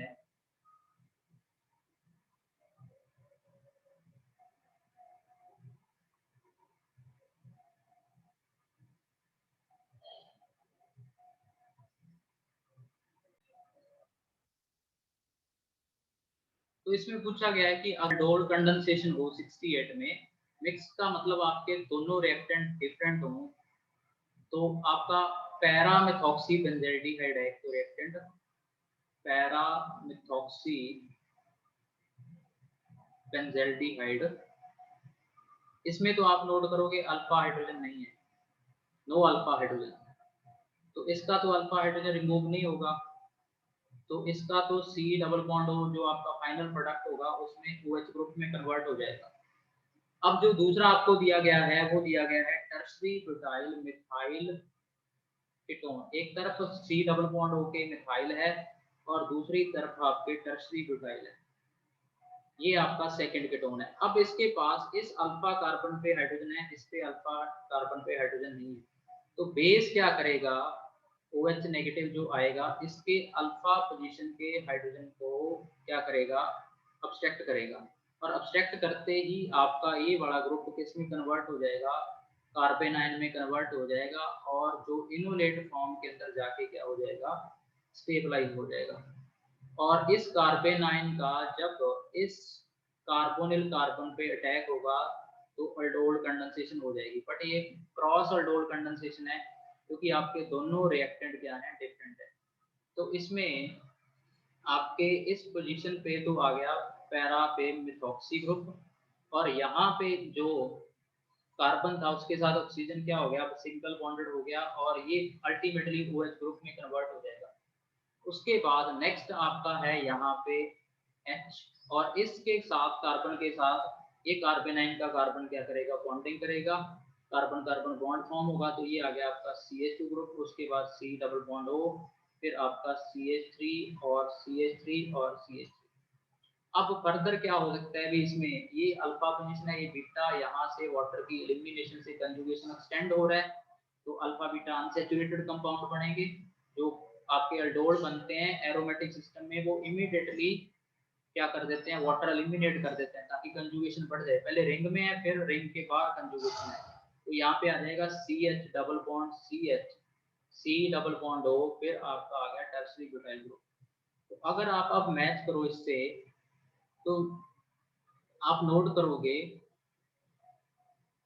कि पहली बात तो जो आपको इस ए में प्रोडक्ट दिया गया है इसमें दो आपको बेंजीन रिंग नजर आ रही है, तो दो बेंजीन रिंग तो प्रोडक्ट में है ही नहीं, तो ए तो आपका कैंसिल हो गया, ठीक है। उसके बाद जो नेक्स्ट आपको दिया गया है इसमें CHO ग्रुप दिखाया गया है इस रिंग में, तो CHO ग्रुप तो कहीं पे भी नहीं है क्योंकि एक तरफ आपका कीटोन था और दूसरी तरफ एल्डिहाइड था, और एल्डिहाइड भी फर्दर आपका इस रिएक्शन में OH में कन्वर्ट हो गया, तो D भी आपका कट हो गया, ठीक है। उसके बाद अब आप इनमें से देखोगे तो जो बेंजल्डिहाइड है ये वाला ग्रुप, उसके साथ जो डायरेक्ट कार्बन अटैच है उससे नेक्स्ट कार्बन पे डबल बॉन्ड है, तो ये वाला देखोगे आप बेंजल्डिहाइड का मॉलिक्यूल था, इस कार्बन के साथ जो कार्बन है यहाँ पे डबल बॉन्ड आ गया, तो ये वाली पोजीशन आ गई। उसके बाद सी डबल बॉन्ड नजर आ रहा है आपको, फिर आपको टर्सरी बुटाइल। तो ये वाला पूरा मॉलिक्यूल किससे मैच कर रहा है, आपके ऑप्शन बी से मैच कर रहा है। ठीक है, इसमें तो फर्दर यहाँ पे मिथाइल ग्रुप नजर आ रहा है, यहाँ पे अपने कोई मिथाइल ग्रुप नहीं है further C double bond C के साथ, तो सी भी आपका कट हो गया। तो करेक्ट आंसर जो रहेगा इस केस में आपका ऑप्शन बी रहेगा। ये मिक्स aldol का एग्जांपल था, एक के पास अल्फा हाइड्रोजन थे, दूसरे के पास नहीं थे, तो जिसके पास अल्फा हाइड्रोजन हैं उसके अल्फा हाइड्रोजन को रिमूव करने के बाद कार्बेनाइन होगा, और कार्बेनाइन का न्यूक्लियोफिलिक अटैक होगा उस मॉलिक्यूल के कार्बोनिल कार्बन पे जिसके पास अल्फा हाइड्रोजन नहीं है, कंडेंसेशन होगी, फर्दर एलिमिनेशन होगा वाटर का, और फाइनल प्रोडक्ट आपका alpha beta unsaturated carbonyl compound होगा, जो कि आपके मॉलिक्यूल बी से मैच कर रहा है।